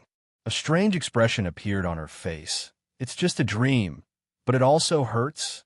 After spacing out in the tent for a while, Pu Cha Kuzeo finally came to her senses. She summoned a soldier and asked, "Where's the marshal? Why didn't I see him today?" Usually, she had a valiant and heroic appearance, but today, her temperament seemed a little frail and haggard. The soldier stared blankly at her, thinking that he had never realized that Miss Autumngrass was actually so beautiful. After a moment of daze, he recovered and replied. Replying to Miss Autumngrass, the marshal left the camp with a dozen guards before the sun even rose. "Got it. You may leave." Pu Cha Kuzeo nodded. Thinking of what the other party said yesterday, he should have left for Yangzhou. Thinking that she wouldn't have to see him face to face for a long time, Pu Cha Kuzeo secretly heaved a sigh of relief. She didn't understand why she was feeling this way, but it seemed that she was very afraid of him. No matter how she thought about it, she couldn't think of any clues. Suddenly, some erotic scenes appeared in her mind, and she sat there in a daze. Song Qing-shu let Tajkis follow the army back to Daxing Constabulary, while he brought a dozen elite cavalrymen with him to Yangzhou. After he escaped from Yangzhou, Tajkis would appear in Daxing Constabulary as Tang Qubian and cooperate with the Gubai sisters to control the imperial court. At the same time, he would send Ouyang Feng to accompany them to escort them. According to Song Qing-shu's loner nature, he actually didn't want to bring a single soldier to Yangzhou. However, his current public identity was no small matter. He was the #1 military official of the Jin Kingdom, so how could he not have a few guards by his side? In addition, his mission was to go on a diplomatic mission, and it would be a little too much to have him alone in the entire diplomatic mission. The dozen or so people traveled day and night, and in a few days they arrived at Yangzhou. Fortunately, these people were all elite cavalrymen, plus each of them brought 3 good horses with them, so their traveling speed was not inferior to Song Qingshu's. Yangzhou has been a bustling place since ancient times. During the Tang Dynasty, Dumu wrote a poem, 10 Years of Dreaming of Yangzhou, winning the reputation of a brothel. The ancients said that the happiest thing in life was, with 100,000 coins around your waist, riding a crane to Yangzhou. Ever since Emperor Yang of Sui dug the canal, Yangzhou was located in the middle of the canal and became a place where shipping from Jiangsu and Zhejiang had to pass through. During the Ming and Qing dynasties, it was also the residence of salt merchants and was one of the wealthiest places in the world. Many years ago, when the Manchurian Qing invaded the pass, the Ming dynasty finally collapsed under the combined attacks of the Manchurian Qing and Lichuan. Yangzhou was the last city where the Ming dynasty's soldiers and civilians resisted the Qing army. After several days of fierce fighting, the Qing army suffered heavy losses. Unfortunately, the Ming dynasty's power was already gone, and finally the city was breached. The Qing army's commander-in-chief, Duo flew into a rage out of humiliation and gave the order to massacre the city, which led to the appalling 10 days of Yangzhou in history. Later on, after many years of recuperation, Yangzhou gradually recovered its former prosperity. This time Song Qingshu was representing the Jin imperial court. Naturally, there was no reason for him to be sneaky. Therefore, he sent people into the city in advance to inform the Yangzhou government. Liangjiang Governor-General Malaiji, Jiangning Inspector General Mayu, the Administrative Commissioner, the Inspector, the Director of Education, the Huayang Road, the Grain Supply Road, the River Works Road, the Magistrate of Yangzhou, the Magistrate of Jiangdu County, as well as military officials of various levels. After receiving the news, they all came out to welcome him severally away. Originally, Song Qingshu was a Jin official. No matter how high his rank was, he could not control these Qing people. However, now the whole world knew that the Jin and the Qing came from the same source. They had already formed a close offensive and defensive alliance. Moreover, right now Song Qingshu was the #1 military official of the Jin. He was very popular in the Jin. Therefore, these Manchurian Qing officials in Yangzhou did not dare to slight him. They all came out to welcome him. It could be said that they were giving him enough face.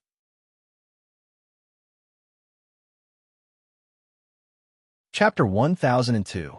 In the official system of the Qing dynasty, the admiral was in charge of a province's green camp troops and was under the control of the governor and inspector. However, this was only a subordinate relationship in times of peace. In troubled times, political power came from the barrel of a gun. Whoever had the troops was the boss. Li Keqiu was also a capable person. In just a few years, he had beaten the Qing dynasty's Jiangnan green camp like an iron bucket. They only listened to his orders and completely overthrew the governor and inspector. Therefore, although his official position was below Governor Malaiji of Liangjiang and Inspector Ma Yu of Jiangning, all the forces knew who was the real master of this fertile land. In fact, the people of the Qing dynasty were not fools.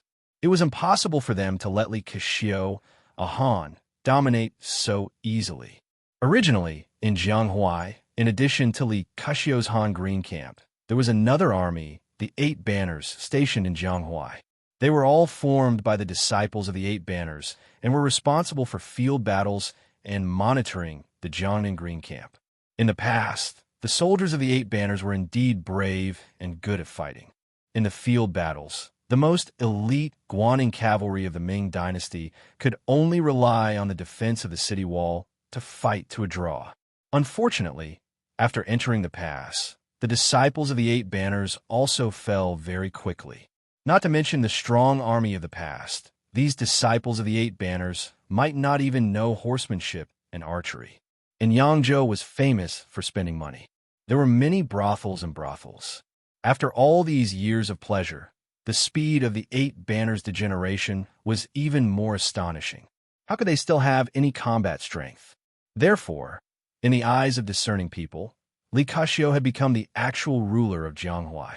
Recently, The coastal area has been rampant with pirates, and Lord Li is now in the army to suppress the bandits. Governor Malaji of Liangjiang replied in a rather strange tone. Obviously, even he didn't believe what he said. Suppress bandits? Song Qingshu had a faint smile on his face. This Li Kashio knew that he had become a delicious cake in the eyes of all the forces. He couldn't afford to offend any of these forces. Therefore, he used this reason to avoid meeting them. He simply didn't offend anyone, which was a smart move. The marshal must be tired from the journey. I have already set up a banquet at the Huayang Roads Daodai Yamen to welcome the marshal. There's also a distinguished guest there. I believe the marshal will hit it off at first sight. Malaji made an inviting gesture. Distinguished guest? As expected, Song Qingshu was interested. Unfortunately, no matter how he probed, Malaj just smiled and said nothing. Looking at the scene of this group of people majestically entering the city gate of Yangzhou, a woman in a tea house not far away couldn't help but spit. What a big formation! Father, these dog officials are really snobbish. When we came to Yangzhou before, only a mere administrative envoy and Yangzhou prefectural magistrate came to welcome us. The two of them were wearing bamboo hats and straw raincoats, looking like woodcutters, but the voice of the one who spoke was clear and melodious. The contrast was extremely strange. Although only her chin could be seen under the bamboo hat, it was as smooth as jade. It was definitely not something an ordinary peasant girl could have. Not to mention, her slender and straight legs were even more eye-catching. Which peasant girl would have such a graceful and alluring figure? Now that all the forces in Yangzhou City were pouring in, the undercurrents were already surging. For the sake of safety, everyone had an attitude of sweeping the snow in front of their door. Even if someone nearby saw the abnormality of this father and daughter pair, who would rashly expose them? Xian, you can't blame these officials. My great Liao and the Jin are arch-enemies. These years, we have fought with the Qing several times. It's already good enough that they didn't put us in jail, so why would they entertain us? What's more, this is a force that Li Kashio has carefully chosen to rely on. Our Liao is no longer the same as before. Even now, it's difficult for us to protect ourselves. Moreover, we are so far away from Jianghuai, so why would Li Kashio look at us? The middle-aged man who spoke had a square face and wide eyes. It could be seen that he was an extremely charming man when he was young. But for some reason, when he spoke, his face was expressionless, adding a strange and eerie aura. From their conversation, it could be seen that they were messengers sent by Liao. The young girl was Song Qingshu's old acquaintance, Liao's #1 expert of the younger generation, Yelu Nanxian. The middle-aged man was her father, Liao's Southern Bureau of Military Affairs, Yelu Isin. Since we are destined to be unable to rope in Li Kashio, why do we have to wade through these muddy waters? Yelu Nanxian asked with a frown. Although we can't rope in Li Kashio, we can find a way to make him rely on a force that is more in line with our Liao's interests. Yelu Isin answered. At the same time, he was thinking that the most important thing was to obtain that thing. When Song Qingshu arrived at the Huayang Dao platform's yamen, he saw a middle-aged man who was smiling so wretchedly. He couldn't help but snicker. Not only was he a noble, he was also an old acquaintance. Songgo greets Lord Tangqua. The middle-aged man who was smiling was Songgo Tu, who Song Qingshu used to work with in the Manchurian imperial court. So it's Lord Suoxiang. It's an honor to meet you. Song Qingshu warmly responded while ridiculing him. He didn't know how a wretched man like him could give birth to such a lovely daughter like Wu Yunju. Could it be that his next-door neighbor was surnamed Wang? Now that Dongfang Muxiue was overseeing Yanjing City, although they were gradually supporting their own subordinates, this wasn't something that could be completed overnight. The Sherry family Songgo Tu belonged to had enormous influence. His father Sony was one of the 4 great assistant ministers, and his position was even higher than Oboi's.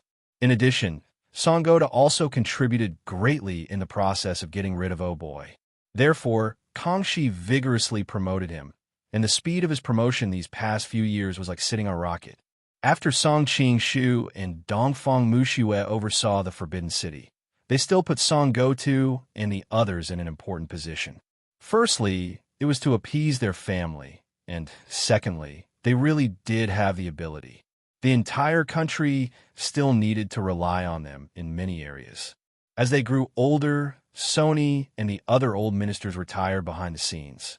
Now, the most popular person in the Manchurian imperial court was Song Gotu and the Pearl of the Nalan family.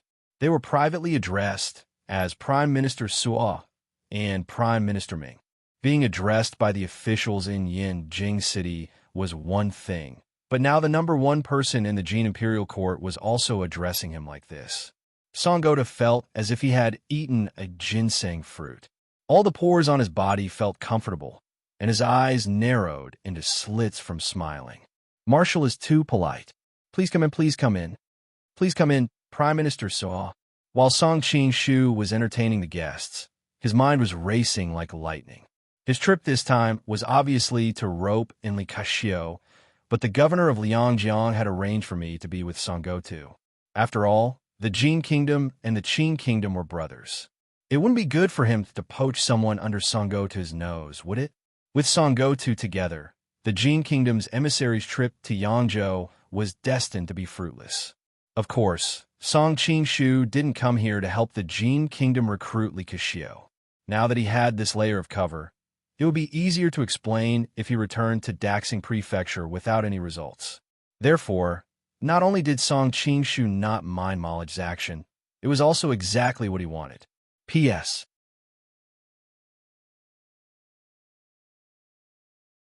Chapter 1003. But he did not know whether this was Malaji's idea or Li Kashio's. If it was Malaji's idea, then it was easy to understand. As the Qing's governor-general, Malaji must be loyal to the ruler. Therefore, he deliberately led him to Song Gotu's side and unknowingly settled the surrender. But if it was Li Kashio's idea, then it was a bit troublesome. It meant that he deliberately let the Jin and Qing emissaries supervise each other, while he secretly contacted other forces. Song Qing-shu was pondering who Li Kashio was more inclined to choose when he suddenly heard Song Gotu's laughter. Many years ago, when I was on a diplomatic mission to the Jin Kingdom, I had the chance to meet Marshal Tranquil once. At that time, I realized that the Marshal had a dignified appearance and an extraordinary bearing, and was destined to be a man of extraordinary ability. I did not expect that in just a few short years, my judgment would be confirmed. Brother Tang Kwa has already become a number one man in the Jin Kingdom's imperial court, with military and political power in your hands. Song Qing-shu could not help but admire Song Gotu's shamelessness. It must be known that a few years ago, Tang Quobian was just an insignificant person in the Jin Kingdom. If he had not taken advantage of Wanyan Liang's rebellion to reap the benefits, how could he have reached his current position? Tang Quobian himself had a full beard, which made him look like Hayden. How could he possibly be dignified and handsome? Song Qing-shu casually said a few words. He heard Song Gotu excitedly say, "Brother Tang Kwa and I hit it off at first sight. Why don't we become sworn brothers?" Hearing this, Song Qing-shu almost spat out the wine in his mouth onto the table. This Song Gotu was really a genius. Whoever he saw had potential would become sworn brothers. Wei Xiaobao did it, Song Qing-shu did it, and now Tang Quobian still did it. Hearing Song Gotu's words, the officials at the table immediately echoed. Lord Suo is the Qing's prime minister, and Lord Tang Kwa is the Jin's prime minister. Our Qing and the Jin are brotherly countries. If the two of you become sworn brothers, it will be like adding ties on top of ties. Add ties on top of ties your sister. In his heart, Song Qing-shu wished he could pick up a dish from the table and smash it on that man's face. However, he could not slap a smiling face. In this current situation, if he refused, wouldn't he completely offend Song Gotu and the other Qing officials? Now, whether it was the Jin Kingdom or the Qing Kingdom, he had already regarded them as his own property. Naturally, he did not want to see any discord between the two subsidiaries. Lord Suo's words are right in my heart. I have admired Lord Suo for a long time. Men, set up the incense table, Song Qing-shu said with a smile. After that, The two of them swore an oath on the incense burner table next to them. Hearing Song Gotu's familiar oath, Song Qingshu sneered in his heart. So be it. In any case, I am using Tang Quobian's name. No oath can be made on me. If you really want to die on the same day of the same year, month, and day instead of being born on the same day, month, and day, I'm sorry, but Tang Quobian is already dead. Song Gotu, shouldn't you follow him into the afterlife? Song Qingshu suddenly thought of something. The next time Dark Cloud Pearl saw him, should he call him big brother or uncle? Thinking about the girl's conflicted expression, Song Qingshu could not help but smile. After the two of them swore the oath, Song Gotu's attitude toward him was even more cordial. The officials who accompanied him to drink wine were even more ardent to the extreme. After a round of toasts and drinks, in the end, everybody went back to their homes. At the end of the banquet, both Song Qingshu and Song Gotu were drunk. A servant girl had already helped the two of them to rest. The Yangzhou officials arranged for Song Qingshu and Song Gotu to stay in the Daotai Yamen. One was placed in the eastern courtyard, the other in the western courtyard. After the servant girl withdrew, Song Qingshu, who was originally snoring on the bed, suddenly stood up. His eyes were clear and bright. There was not even half a trace of drunkenness on his face. Song Gotu, this old fox, kept pouring wine into my mouth. But how could you have guessed that I still have a profound internal energy? You keep pouring wine into my mouth, I won't drink you to death. Song Qingshu laughed inwardly. Then he ordered the imperial bodyguards not to let anyone enter his room while he was sleeping. Otherwise, they would be killed without question. He rolled the quilt into a ball, took a pillow, and stuffed it into the quilt to make it look like someone was sleeping. Song Qingshu then took off Tang Quobian's mask, restored his original appearance, and quietly snuck out of the Daotai Yamen. The Daotai Yamen was occupied by the important ministers of the two countries.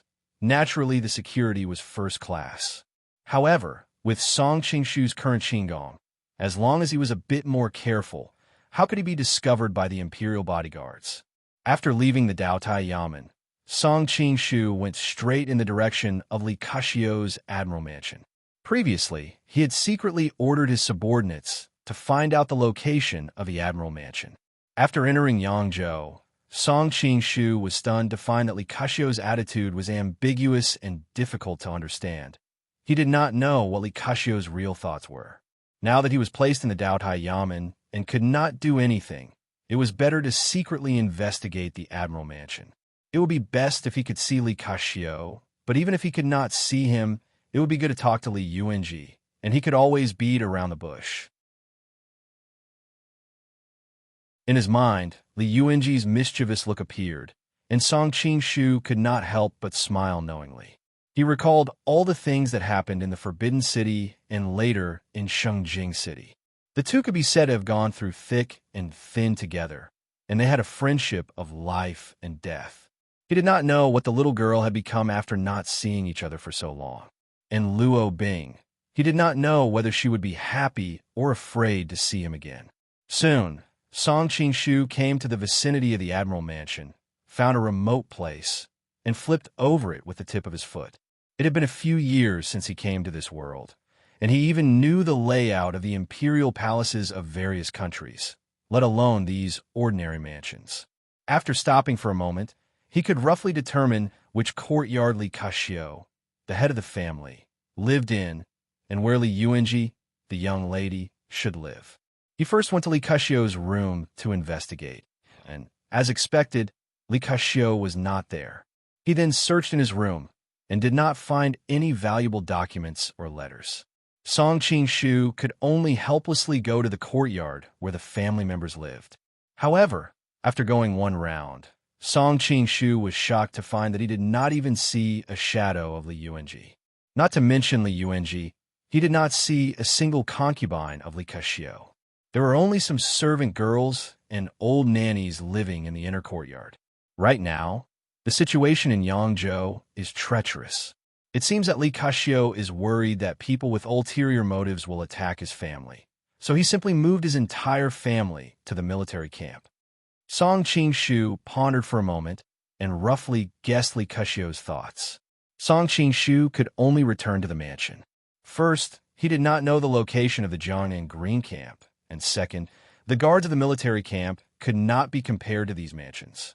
If he was not careful, he would be exposed. He had just arrived, and it was best not to make such a big commotion. There's an assassin. A mournful cry suddenly streaked across the calm night sky. Song Qing-shu was shocked. He had been very careful along the way. How could he have been discovered? He quickly realized that the assassin the people outside were talking about was not him, because the real assassin had already rushed in a panic and just happened to bump into him.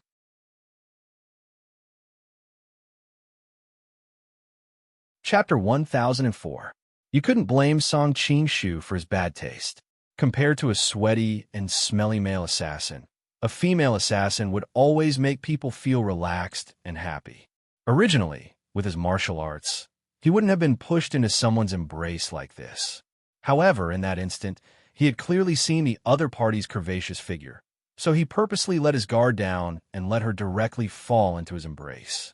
Conveniently touching her body, Song Qing-shu's hand was full of warmth and smoothness.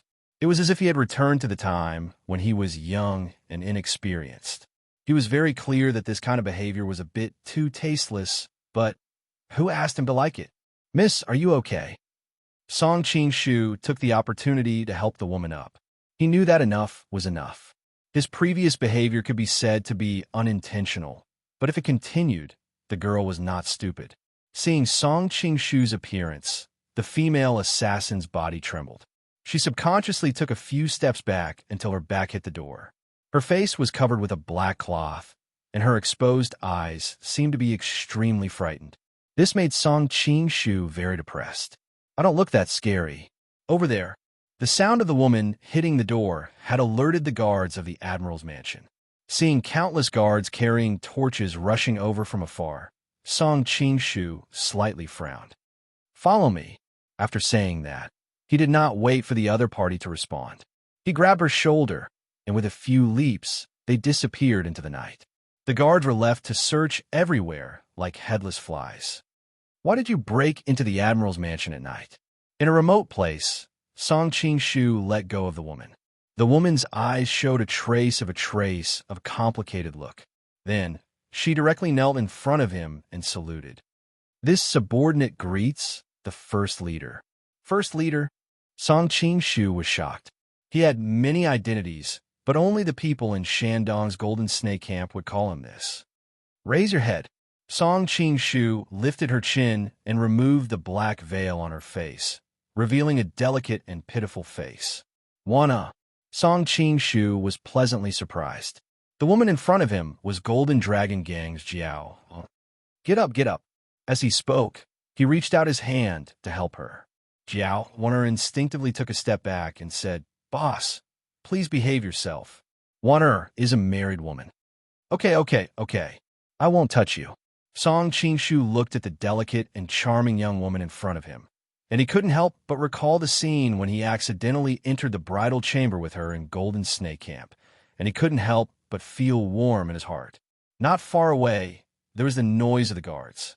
Jiao Wanner frowned and quietly said, "Leader, this is not a good place to talk. Come with me. Lead the way." Song Qing-shu nodded and followed her through the alleys. She seemed to be very familiar with the patrolling pattern of the soldiers in the city and was able to avoid them in advance every time. Originally, with Song Qing-shu's lightness skill, he didn't need to go through so much trouble. However, following behind her, he could enjoy her swaying waist and her beautiful back. He was happy and at ease. After an unknown amount of time, the two of them entered a hidden courtyard. Jiao Wanner turned around and happened to see his appreciative eyes. She couldn't help but feel her heart jump. She quickly looked away and looked outside the door. Seeing that no one was paying attention to them, she quickly closed the door and brought Song Qing-shu into the room. "This is a secret stronghold of the Golden Dragon Gang. Boss, you have to bear with it for a while." After Jiao Wanner lit the lamp, she poured tea for him and said. He smiled and said, "Wanner, you worry too much. This room is old, but with you here, it feels like spring. It is very warm. From how I see it, This place is 1,000 times better than those fancy palaces. Song Qingshu looked around. He noticed that the things around him were like a normal farmer's house, but they were very well kept. It was very clean and elegant. He smiled and said, "Wanner, you worry too much. This room is very old, but with you here, it feels like spring." Jiao Wanner's face turned red. She couldn't help but secretly spit. This scoundrel's skill in deceiving women is really good. Of course, she didn't dare to say this out loud. She hastily looked around and said, "Nowadays, all kinds of forces have gathered in Yangzhou. The government's investigation is quite strict.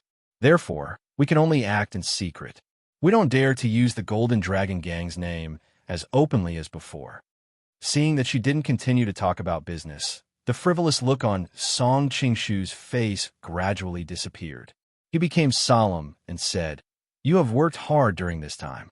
He had sent Jiao Wanner to Yangzhou to lead the Golden Dragon Gang's people to work as an outpost. This way, it would be easier to take over this territory in the future. "It's not hard," Jiao Wanner replied faintly.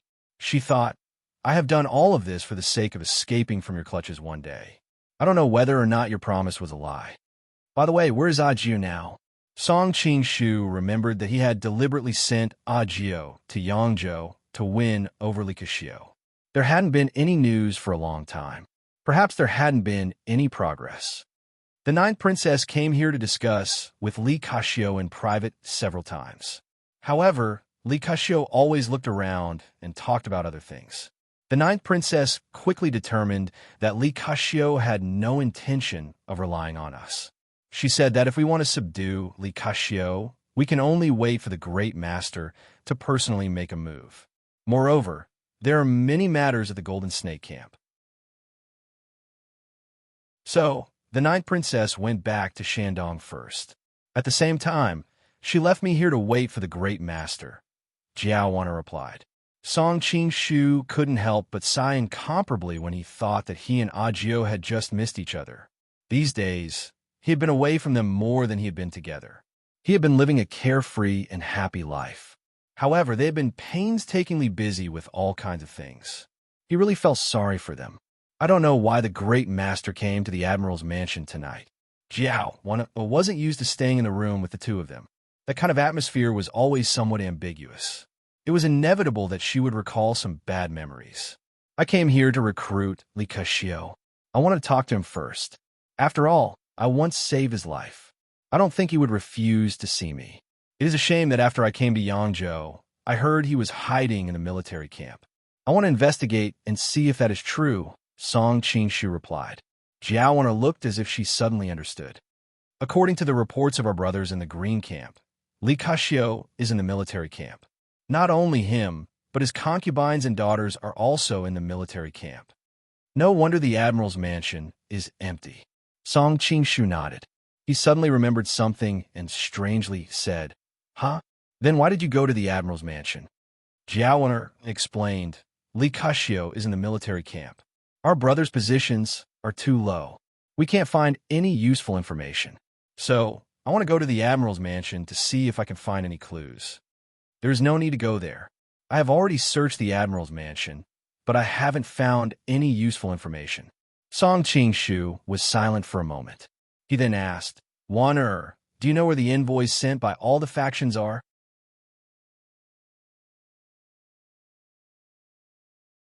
Chapter 1005. Jiao Wanner nodded slightly and replied softly, "During this time, various forces have sent people to Yangzhou to win over Li Kashio. Apart from those who are too weak and have no hope, there's still 5 messengers left.